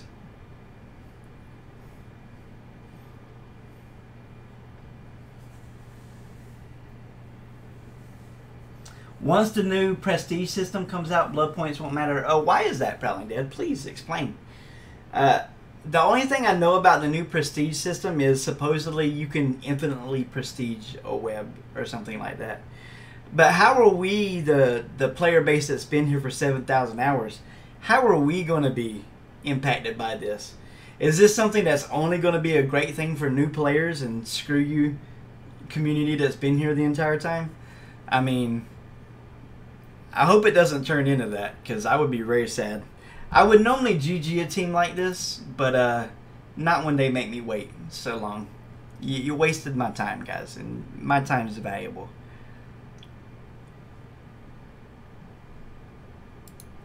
So no GGs for you guys.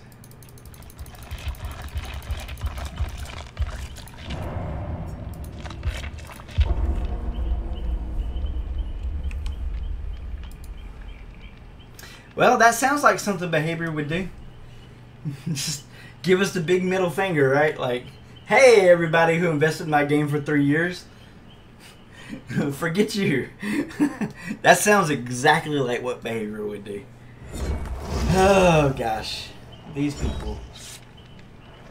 In any other business, I swear they would have been fired forever ago. Any business that lost 50% profit in half a year. Tell me one other industry you can do that in and not get fired. One other industry. I swear it's because it's a Canadian company. I got nothing against Canadians. Some of my greatest heroes are Canadians. But there's something up with that company, man. Like, there's some nepotism or something going on. Anybody else would be fired based upon performance. Like, yeah, there's lots of great Canadians. There's MacGyver, one of the best Canadians that ever lived. Love me some MacGyver, man. There's Blue Basket, lovely human being, one of the kindest people you ever meet. You have all your killers P3, but not all perks on everyone, just 9. Once the new prestige hits, all my killers will be maxed out. Oh, well, that's awesome. Once a new killer, there's Blue Basket. Once a new killer comes out, all we have to do is get them to P3, and all your killers will have all tier 3 perks. I thought it said that you couldn't max out prestige anymore, that you could go beyond P3. Which I really don't understand, I'm going to be honest with you. I'm kind of confused about that. I'm easily confused. In Behavior's defense, I'm easily confused by their plans. Like, small changes, small changes, small changes. Humongous change coming. Like, you know why that happened? That happened because somebody's about to get fired. That's exactly why that happened. They were as lazy as they could possibly be until it hit the fan and their profits started going down. This is always the way it is with these type of companies, man. Somebody's job's finally on the line. I hope you get fired. I'm just gonna say that straight up. You've already ruined the game. I hope you get fired. Patrick.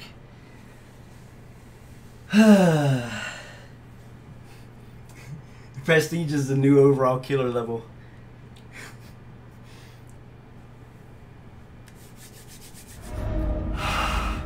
So we're gonna lose.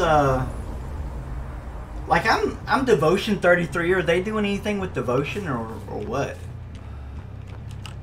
Okay, there's a box right there.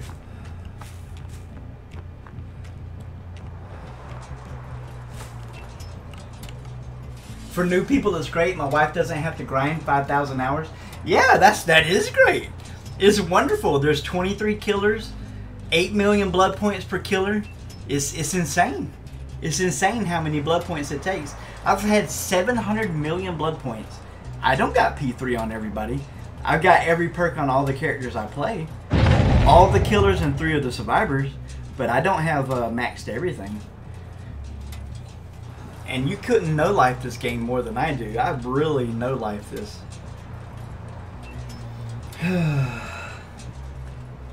You don't think so? Yeah. They have this idea that shards are worth something, but I'm gonna be honest. I'm not a big fan of the shard system. Like, they had that double shard weekend. I didn't play a single game. Who cares? Like, who honestly cares about that? I don't. You won't have to grind through the perks? Well, that's wonderful. That's great.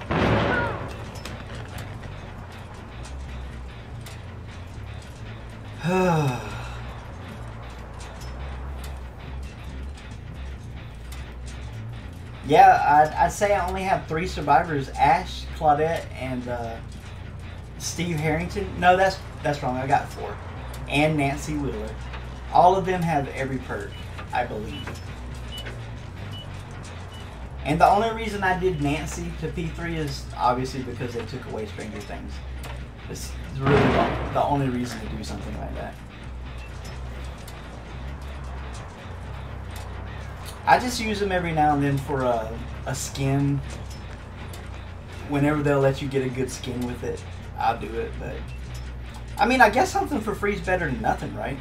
I really shouldn't be complaining. Again, I'm very grateful to this game. I want this game to succeed.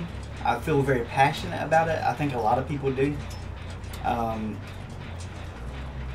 I'm bought in to this game, if you know what I'm saying. Sunk cost fallacy. We have maxed our sunk cost fallacy. Okay. So I'm as invested in this game as you can ever be. I want it to succeed. I want it to be highly successful. It just hurts when you see people take something you love and it feels like they're trying their best to ruin it. I don't know. Hey, what's up? This is the closest I ever got. Right here. I'm not going to get it. But this is the closest I ever got. It feels good. 20 seconds. 16 seconds. Are we going to get it, guys? Are we going to do it? 10 seconds. Come on. Come on. 5 seconds.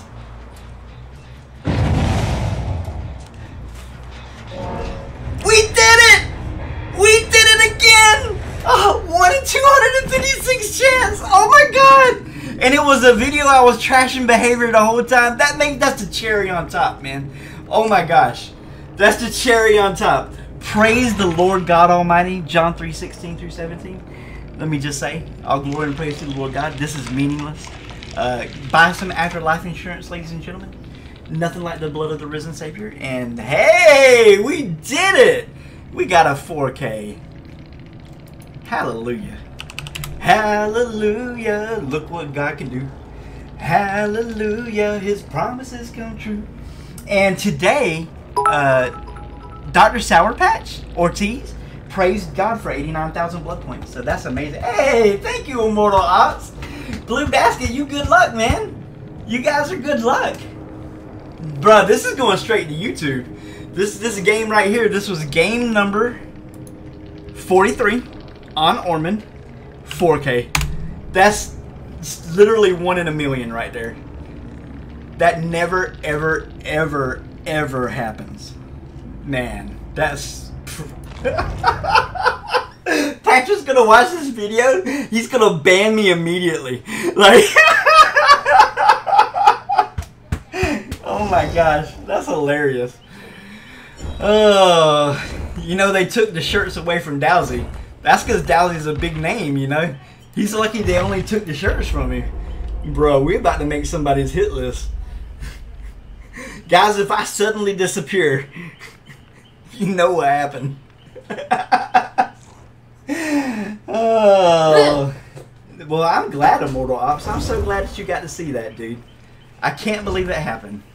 I love you. Hey, baby. How are you doing? Daddy love you. Did you have fun? I did. Did you know I'm the paterfamilias? I'm the Faja. No, you're the father. Look in the camera. Let people see how beautiful you are. Yeah, it's on. It's on. Look at this little girl, guys. She's so sneaky. She's so sneaky. Now they haven't seen nothing yet. The camera zoomed up on the. Okay, I see your hand now. Okay, yeah. Don't show the people. I don't want them. No, Lily, don't do it. Love you. Mwah. I was just joking about that. Guys, when I disappear, you're gonna know. You're gonna know what happened. Oh, because this is instant track to YouTube right here. I can't wait to make this video. Finally, it only took 43 games and 8 hours. But you know what? Mathematically, it was near impossible to do that. Hey, Daddy. Hey, Lily. Put your hands in the air. I love you. Okay, let's not shoot Star Father. Then I shall stab you. Are you feeling lonely or something? No. Go watch your cute boys on YouTube. I knew that would get her to run. I knew that would work. Oh. I would have been finding totems, opening boxes. Yeah, I don't know what in the world. Like I said, you just need to come across that one team that just really doesn't care about the game. Because honestly, I feel like that wasn't the 1 in 256. I feel like they just didn't try. And I thank you for that, because I'm going to make you immortal on YouTube. You're going to be big famous now. My second 4K with Pig. That is awesome. Yeah, but the big news for today really is Immortal Ops. use that redemption. Makes Brother Love super happy because we're going to clip that and put it in our special YouTube and Twitch section, and then we're going to clip this game that we just had. It's going to be a good time. I was beginning to lose hope. I'm going to be honest with you guys. I kind of just assumed it wasn't going to happen, you know. That is wonderful.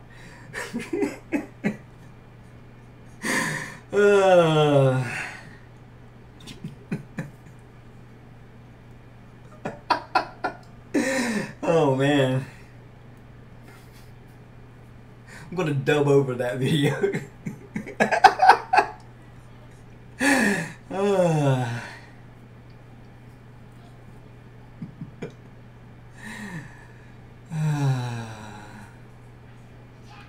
It's been a good day. I mowed the grass this morning, got my chores done. I've already played 43 games of Dead by Daylight, and I got another 14 games to go. It's been a good day. But yeah, thank you so much for that cheer, Immortal Ops. Greatly appreciated.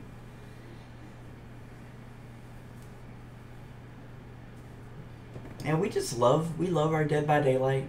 We love our Evil Deads. We love our VHSs. I want them all to succeed.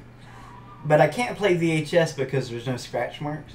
And I can't play Evil Dead because there's really no easy way to find survivors. And by the time I find them, they're all grouped up. And Evil Dead uses the Trinity. It has a support system, a tank system, a DPS system. Which is pretty interesting. I'm going to be honest with you. That's fascinating.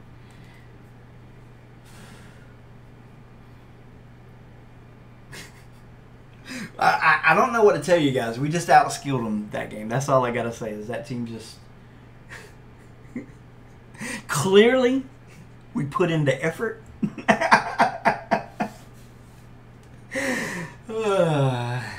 Nah. Seriously, my hat's off to people that have to deal with terrible builds like this. This is looking like the first game all day that's not gonna load. I'm gonna be honest. I've never had a load time this long in my life. Either I'm on RPD or something's terribly wrong with this load screen.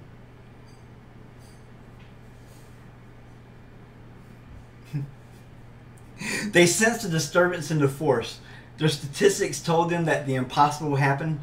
They just insta-banned me. Can't load in the game because I'm already banned. That would be kind of ironic.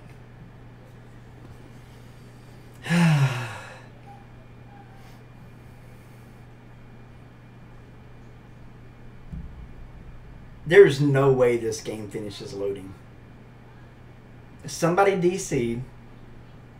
The game doesn't understand that we can't actually load into it, and I'm just going to sit here forever. This has already been longer than the average AFK pig game.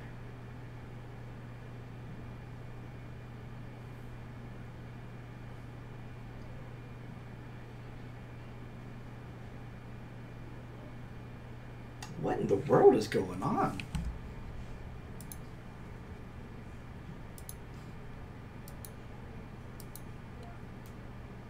Well, my internet's working, so it's not my internet.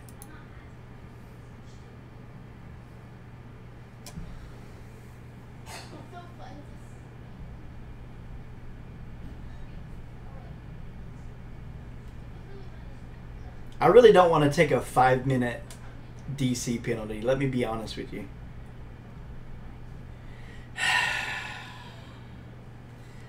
I guess I'll just start the timer, and in 2.5 minutes, if I haven't loaded in, I will eat another 5 minutes. What's the point?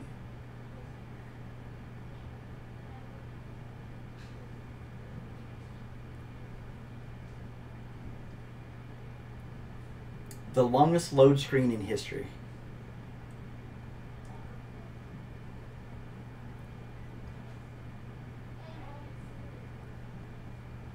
But hey, we got 2 YouTube videos today. I'm super happy.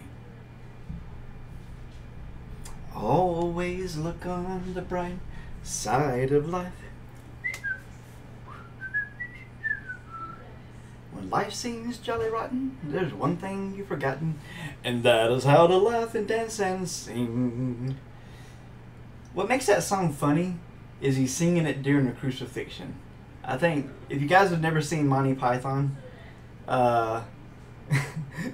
they were the OG extreme comedy band. The OG. Every movie they came out with offended somebody. It was back when you were allowed to do that kind of thing. I think I'm going to have to quit this load screen, guys. This is crazy. We've been sitting here for 10 minutes.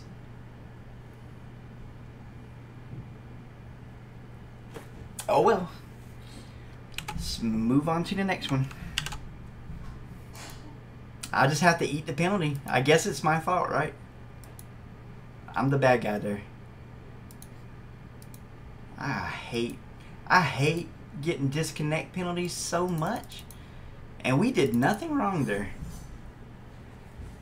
Ugh. Isn't it the worst feeling when you've done nothing wrong and you get booted from the game and then it loads back up and it says, hey, you disconnected from your last match. Enjoy this 5-minute penalty. That's, I'm going to cross my fingers that doesn't happen here.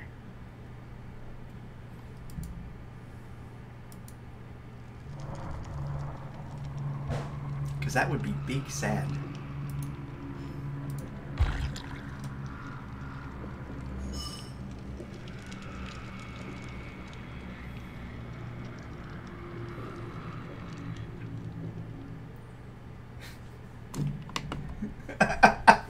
It's gonna pop up, get wrecked.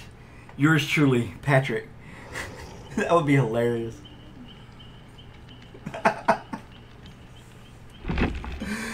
Oh. I don't think I can repair 3 generators as the pig. I'm gonna be honest with you.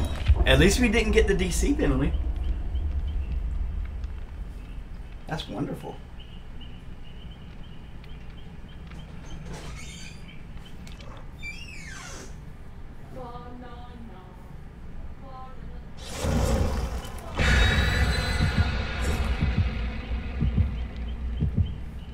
Can't complain about that, guys.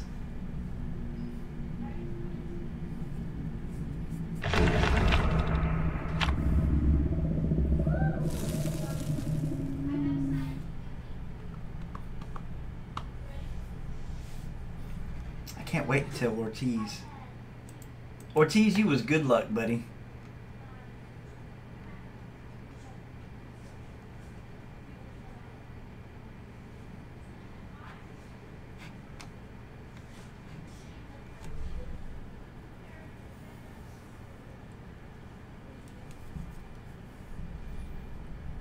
So Monty Python, they're famous for having their TV show, but they're also famous for The Holy Grail, The Life of Brian, which is an incredibly sacrilegious movie, but it's got some funny parts.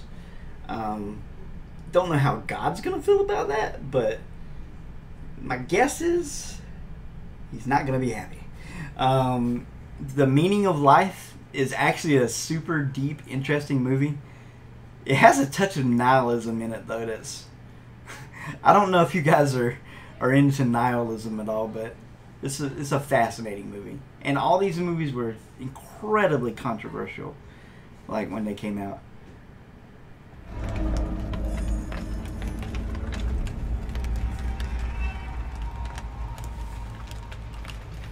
But Monty Python is just hilarious, man.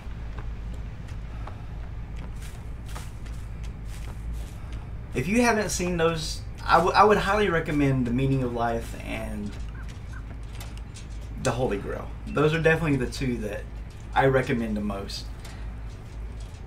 See, I'm doing you guys a favor. I'm being a bro. Don't want you to...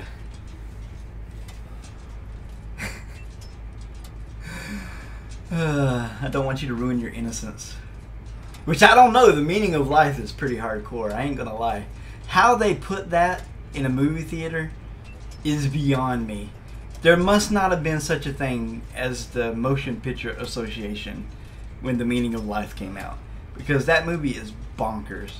Now, other movies that are very similar in feel to those would be like Time Bandits. Another one that immediately pops to mind is The Adventures of Baron von Munchausen.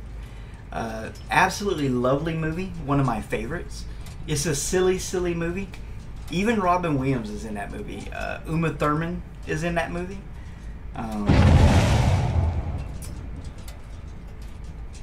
I think it's actually based on something historical, but I come from the American education system, so how would I know? I got no clue, man. Hey, what's up? How you doing? How's it going? Bruh, I took 3 years of general math. Let me rephrase that. I sat in a room and I did the same math problem over and over for 3 years in high school. But I passed. I graduated. I never failed a single grade. Oh, man. They say no child left behind. What about us adults? Bruh, what am I, chopped liver? You don't love me? Brother Love wants a chance too, man. I could have been somebody. I could have been a contender.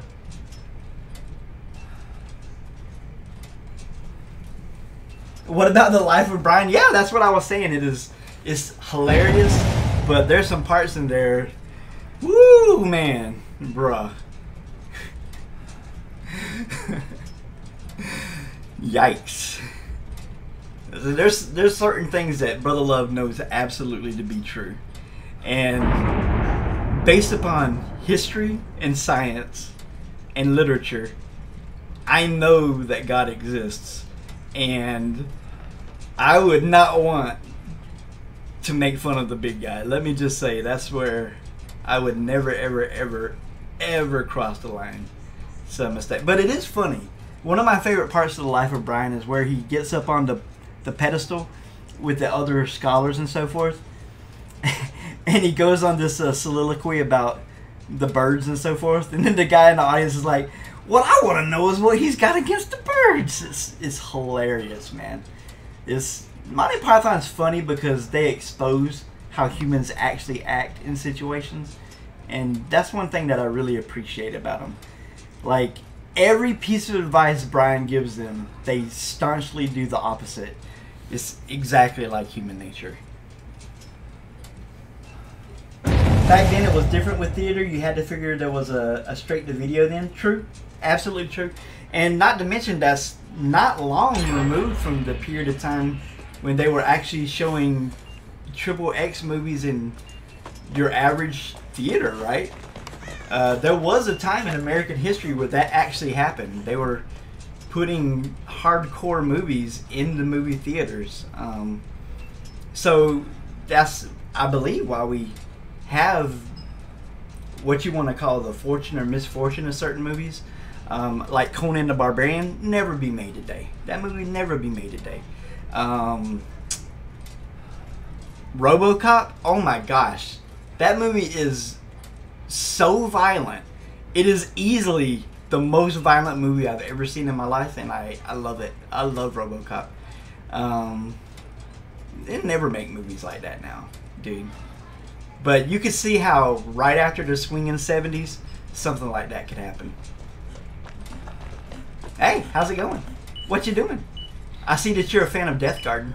How'd that game go? Oh, it shut down. Too soon. Too soon. Whew.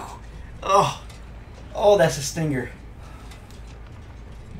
Don't worry, they're gonna make up their revenue with the dating game. I believe in your behavior. I believe in your ability to be as depraved as possible. They were so happy about that too. You guys have been asking for this for all this time. No, you guys ain't been asking. I don't fawn over a cartoon image and daydream about the Huntress's feet. That's disgusting, man. Like, but apparently there's some people out there who do.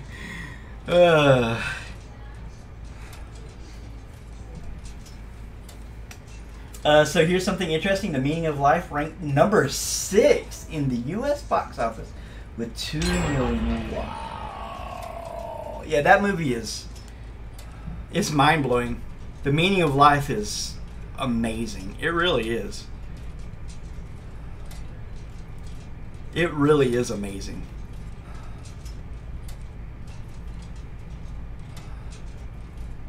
You're making me want to watch it right now. That movie is just hilarious.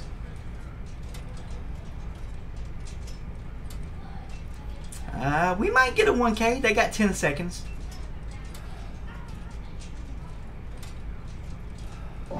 Yay! We got one. Yay for the good guys. We did it.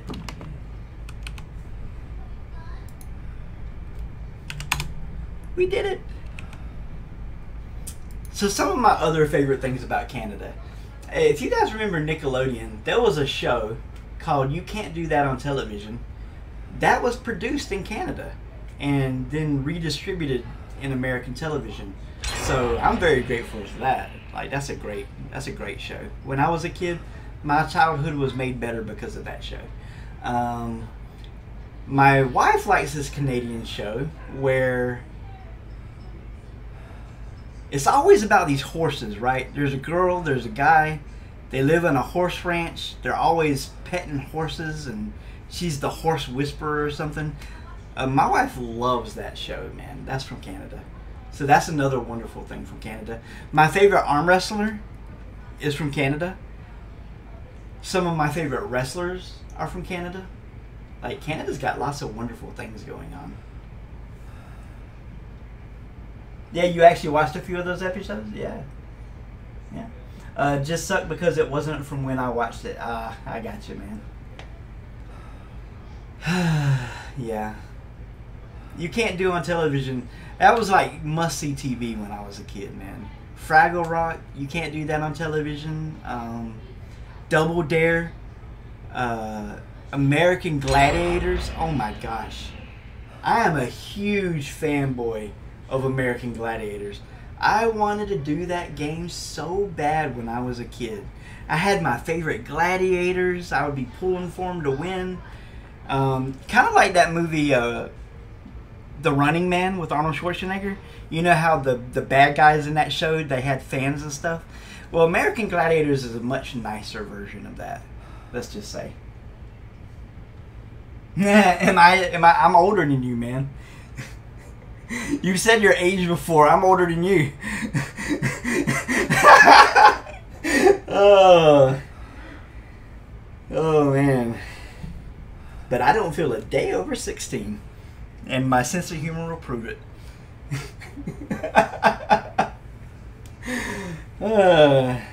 As far as I'm aware, I'm older than any member of Silent Assassins.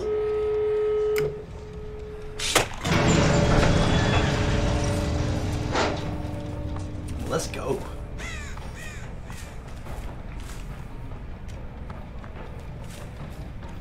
I'm just a silly old goose. A curmudgeon, if you will.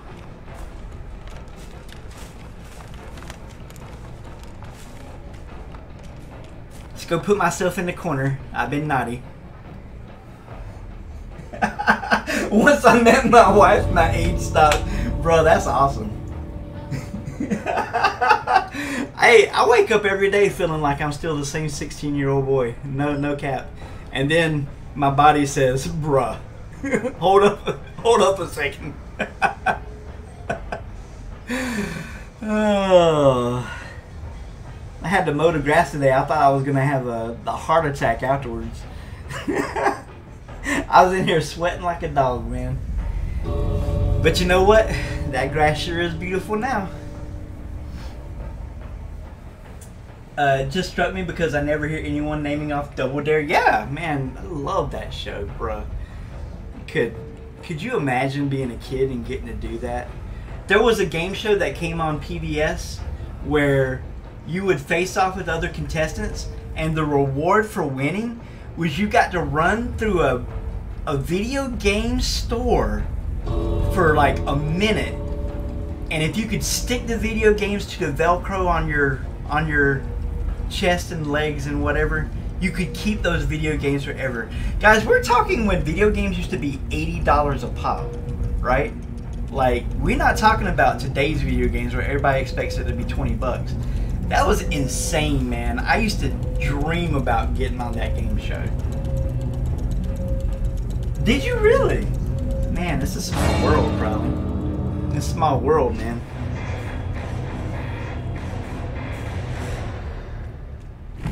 Good times, man. Good times.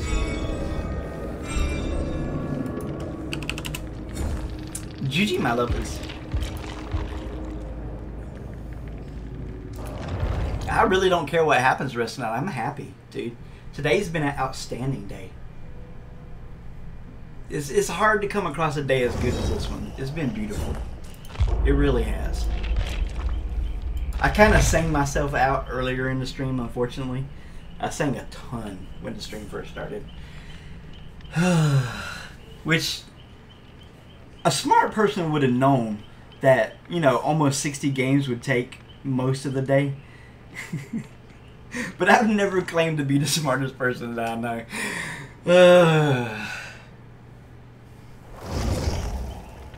You binged Remote Control. Dude, I remember when MTV came out. Oh my goodness. Mind blown. Mind blown. Oh my goodness. Remote Control. There was another game show after that where every answer of the final round was like some kind of it was all from Back to the Future. There was another game show after that, I believe, that was all Back to the Future. You had to be like an expert in knowledge of Back to the Future. And another game show I really enjoyed was called Win Ben Stein's Money. Used to, man, Ben Stein, people don't know, he wrote like a speech for Nixon. Like, Ben Stein's connected politically, man. That dude's a brilliant dude. For those of you who don't know who I'm talking about, you'll remember him from Ferris Bueller's Day Off. Bueller. That was him. That was Mr. Ben Stein himself. Used to love that show. Man, we had the best game shows when I was growing up. As an adult, game shows that resonated with me was like the American Bible Challenge. I think that's what it was called. It was the #1 rated show on TV, and then they just cut it. Like, we can't have none of this praising God on TV. We gotta nix that. But not fully, yeah. YouTube's amazing. If they're actually putting that stuff on YouTube, bruh, I need to check it out.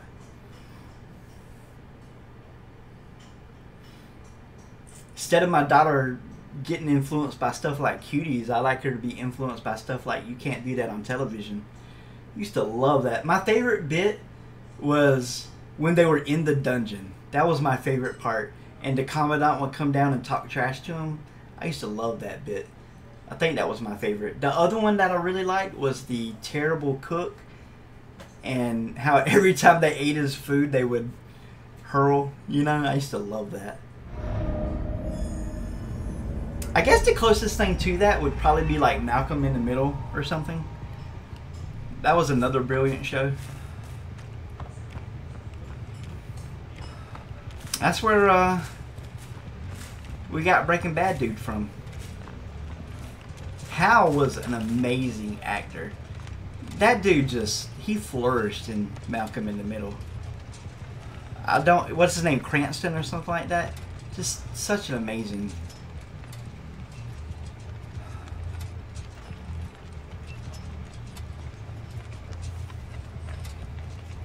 Yeah, memories. You know what I'm saying? And now I really don't got too many shows I can watch. The most recent TV show I watched was Gold Rush. And that show's been going on since a while ago. And I watched Parker Schnabel as a young 16-year-old who was working at his grandpa's mine go on to become one of the greatest gold finding. That dude, he's a workaholic, man. That dude's impressive. You talk about amazing. That's what I liked about that show. You show kids nowadays that if you really care about something, you can make it. And that's a goose egg. Game number 45 in the books, ladies and gentlemen. That's life. Yeah, but Parker, man, I was so proud of him when he the dude was hardcore, man. Tony is hardcore. Tony's like, you do this and you shut up and you either make it or you fail. And Parker did it, And he started outproducing Tony himself, like the king of the Klondike. Super impressive, man. Dude. Just an amazing story to watch. If you guys haven't ever seen Gold Rush, it's very enjoyable.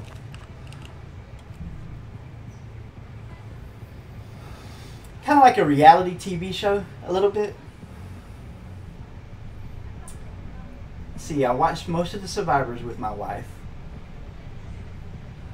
So we were only like missing 3 seasons, but I really didn't care at that point. I think my favorite Survivor is when the real skinny nerdy guy wins everything. Oh man. And Boston Rob. I don't care what anybody says. I love Boston Rob. I even like the one guy, the bad guy, who made it to the final twice and lost both times. I can't remember his name. But I even liked him. He's a sociopath. He doesn't understand how to gain people's loyalty, and that's what cost him both times. But you can't tell me that he wasn't the best survivor that season.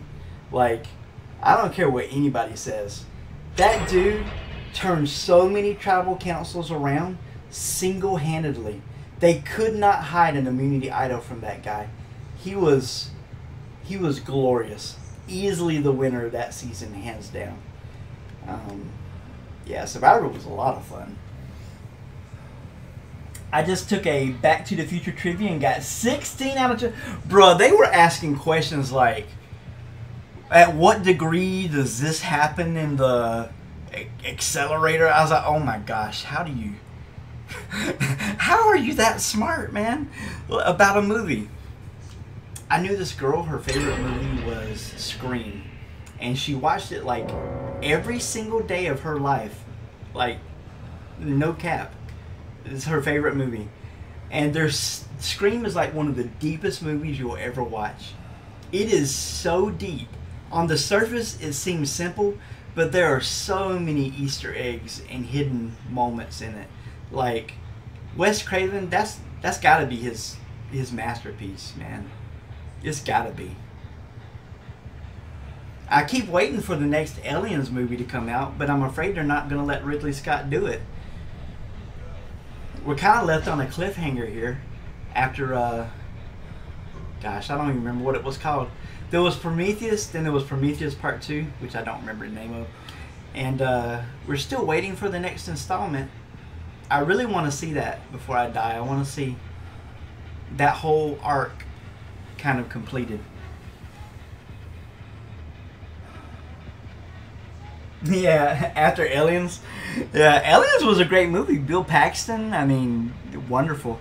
And they're not really bad movies. Like, I'll tell you what some bad movies are. Anything after Hellraiser Part 4 is an insanely bad movie. Like, so I'd have to say the Alien movies are far superior to the... like, it's not even close. It's like night and day. The Hellraiser movies, after Part 4, literally make you hate your life if you watch them. They're that bad.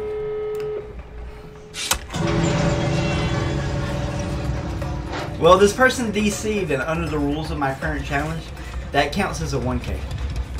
I mean, you know, I do make the rules, and I don't feel like it was a legit 1K, but I really don't care. So we're going to count it as a 1K. They just... anything could have happened. Internet could have went out. Whatever. I think we got 11 games left in the stream. Yeah, today's going to end up being my world record for most games I played in a single game. In a single day of Dead by Daylight. This is going to be my record. I don't know what to say. AFK Pig is fun. Hellraiser 4. Yeah, I liked it because I liked the Llama Shand and the it had one of the greatest villainesses. You got the queen of hell. I forget what her name is, but man, that was awesome, man. That was stinking awesome. Love how that whole arc went. I think 4 is better than 3. 1 and 2 are best. 2 is probably the best one ever made, but I thought 4 was amazing. I don't know.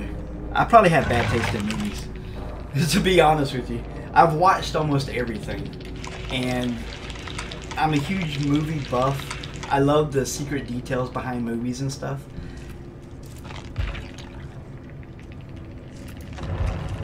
I'm just a lot more forgiving with certain movies. Like, when I go to watch a B movie, I expect it to be a B movie, you know?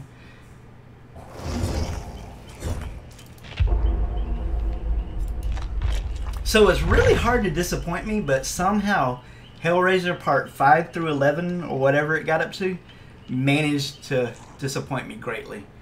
Like, Freddy vs. Jason, amazing. Even the worst Friday the 13th movie, I think is better than most of what gets put out nowadays.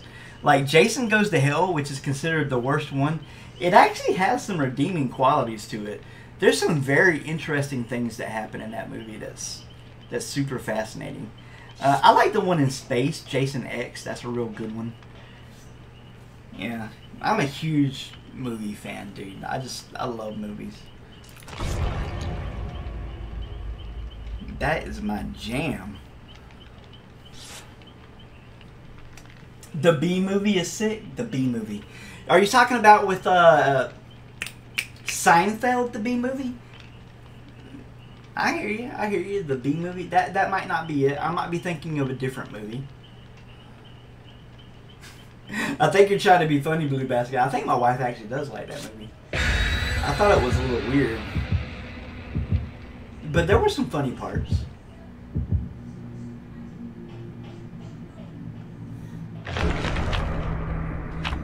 I like movies like WALL-E, where you get to theory craft what's actually going on in the movie. And I like the theory that WALL-E's actually a Terminator that's supposed to go around and destroy any humanity that's left. And the ship where the people are coming back, they're all eating the remains of the previous passengers. I love those kind of theories for movies, man. The dark theories just fascinate me. Like, how people come up with this stuff blows my mind. Like, give you an example, like the theory that Macaulay Culkin becomes the Saw. He grows up to become Saw. I could see it. If you've ever seen Home Alone Part 2, you could definitely see how that would happen. Bruh, that movie is brutal. I do believe that was the very first ever revenge porn type movie ever. I swear, man, that movie is disgusting. What Marv and Harry go through, bruh. Oh, but Macaulay Culkin has another really good movie that not a lot of people talk about. It's called The Good Son. Oh my goodness. It's got Frodo and Macaulay Culkin. It's good stuff, man. It's good stuff. Deader is where I stopped because that was so bad that I just couldn't. Bring back the original actress. Should have been wonderful. Yeah, the original. I was just about to type The Good Son. Yeah, that's an amazing movie, man. That is an amazing movie. There used to be a Christian Slater movie that you can't find nowadays. It's called Twisted. And I know for a fact that's the name of it because I finally found a reference to it. But Christian Slater is like a teenage version of Macaulay Culkin in that movie. And it is twisted, man. Like, it's... But I mean, it's also got that vibe where you could tell it's a PG-13 movie. But, man... I can remember reading the Stephen King short story, Apt Pupil, and watching the movie and being disappointed that it was not even close to the level of the Stephen King book. Like, bruh, that story will mess you up, man. That story will mess you up. Christian Slater movies were actually weird, yeah. But he made one of the greats, True Romance. Oh my goodness. True Romance. What a movie. What a masterpiece, man. An actor go their whole career and never have a shining movie like True Romance. Which was basically, in my opinion, directed by Quentin Tarantino. I know he wrote the script for it, but you can't watch that movie and tell me he didn't influence it. Like... And he's actually a success story. You know, if you're a video clerk, you're of humble origins. But if you know what you're talking about, anybody can make it, right? He made it. He made it. He went from a nobody to a somebody. and made some amazing movies on the way.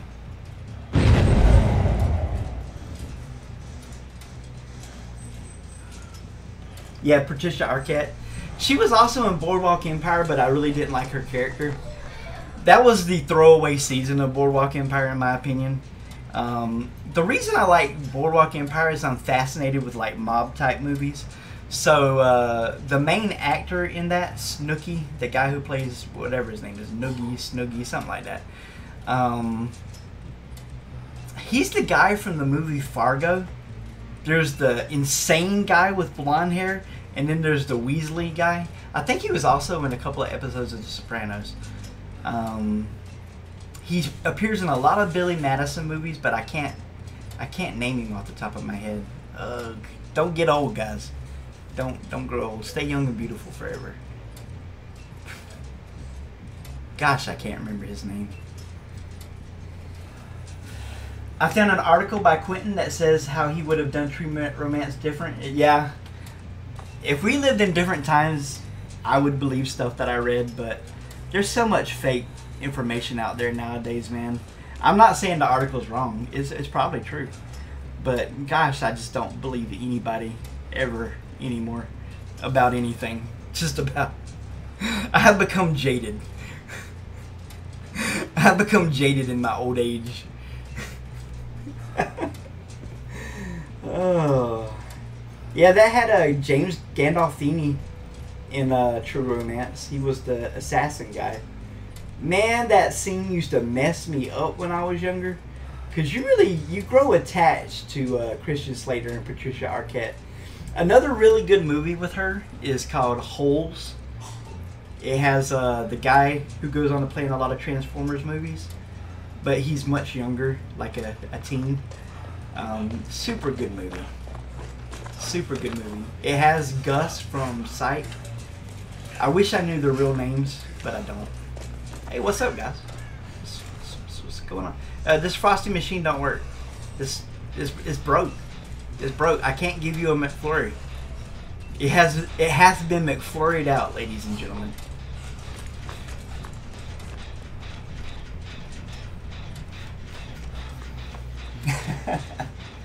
Gus is so smooth in that movie too.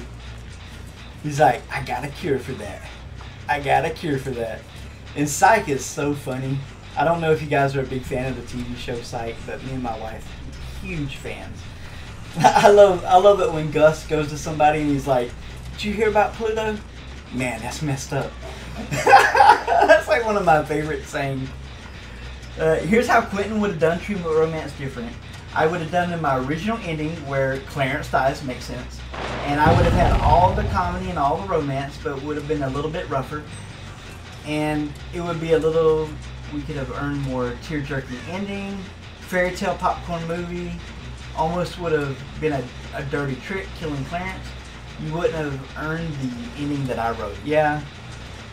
Another movie that he heavily influenced was, oh my gosh, what's the name of that movie? Natural Born Killers.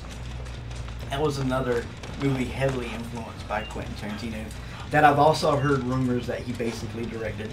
Don't know if it's true, again, like with True Romance. But I can remember when that movie came out, people were blown away. I remember watching From Dusk Till Dawn, and at first I thought it was going to be a completely different kind of movie, and then my mind exploded watching that movie. It was insane. Hey guys, what's up? How you doing? Hey, I like your outfit. You're beautiful to me. Hey, how's it going? No, Bill, you could have been on YouTube. Bill just cost you guys. Seriously. You guys were contenders. You only had 30 seconds left. You could have went down in a blaze of glory. Yeah, big sad. Big sad. Oh well, that's life. Oliver Stone totally changed the script.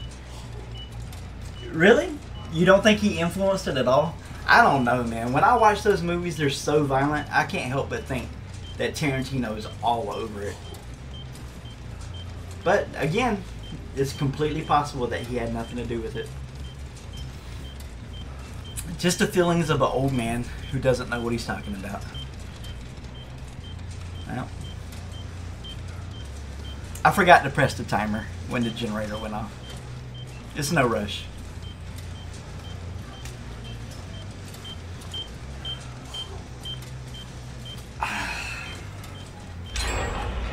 So I like Quentin Tarantino. The Hollywood movie that he came out with, oh my gosh, Brad Pitt and Leonardo DiCaprio, I thought was an amazing movie. Loved it to death. That movie was great. The Inglorious World War II movie, amazing. Just sometimes Tarantino just hits it out the park, man. He's a national treasure. He's the Stanley Kubrick of our generation.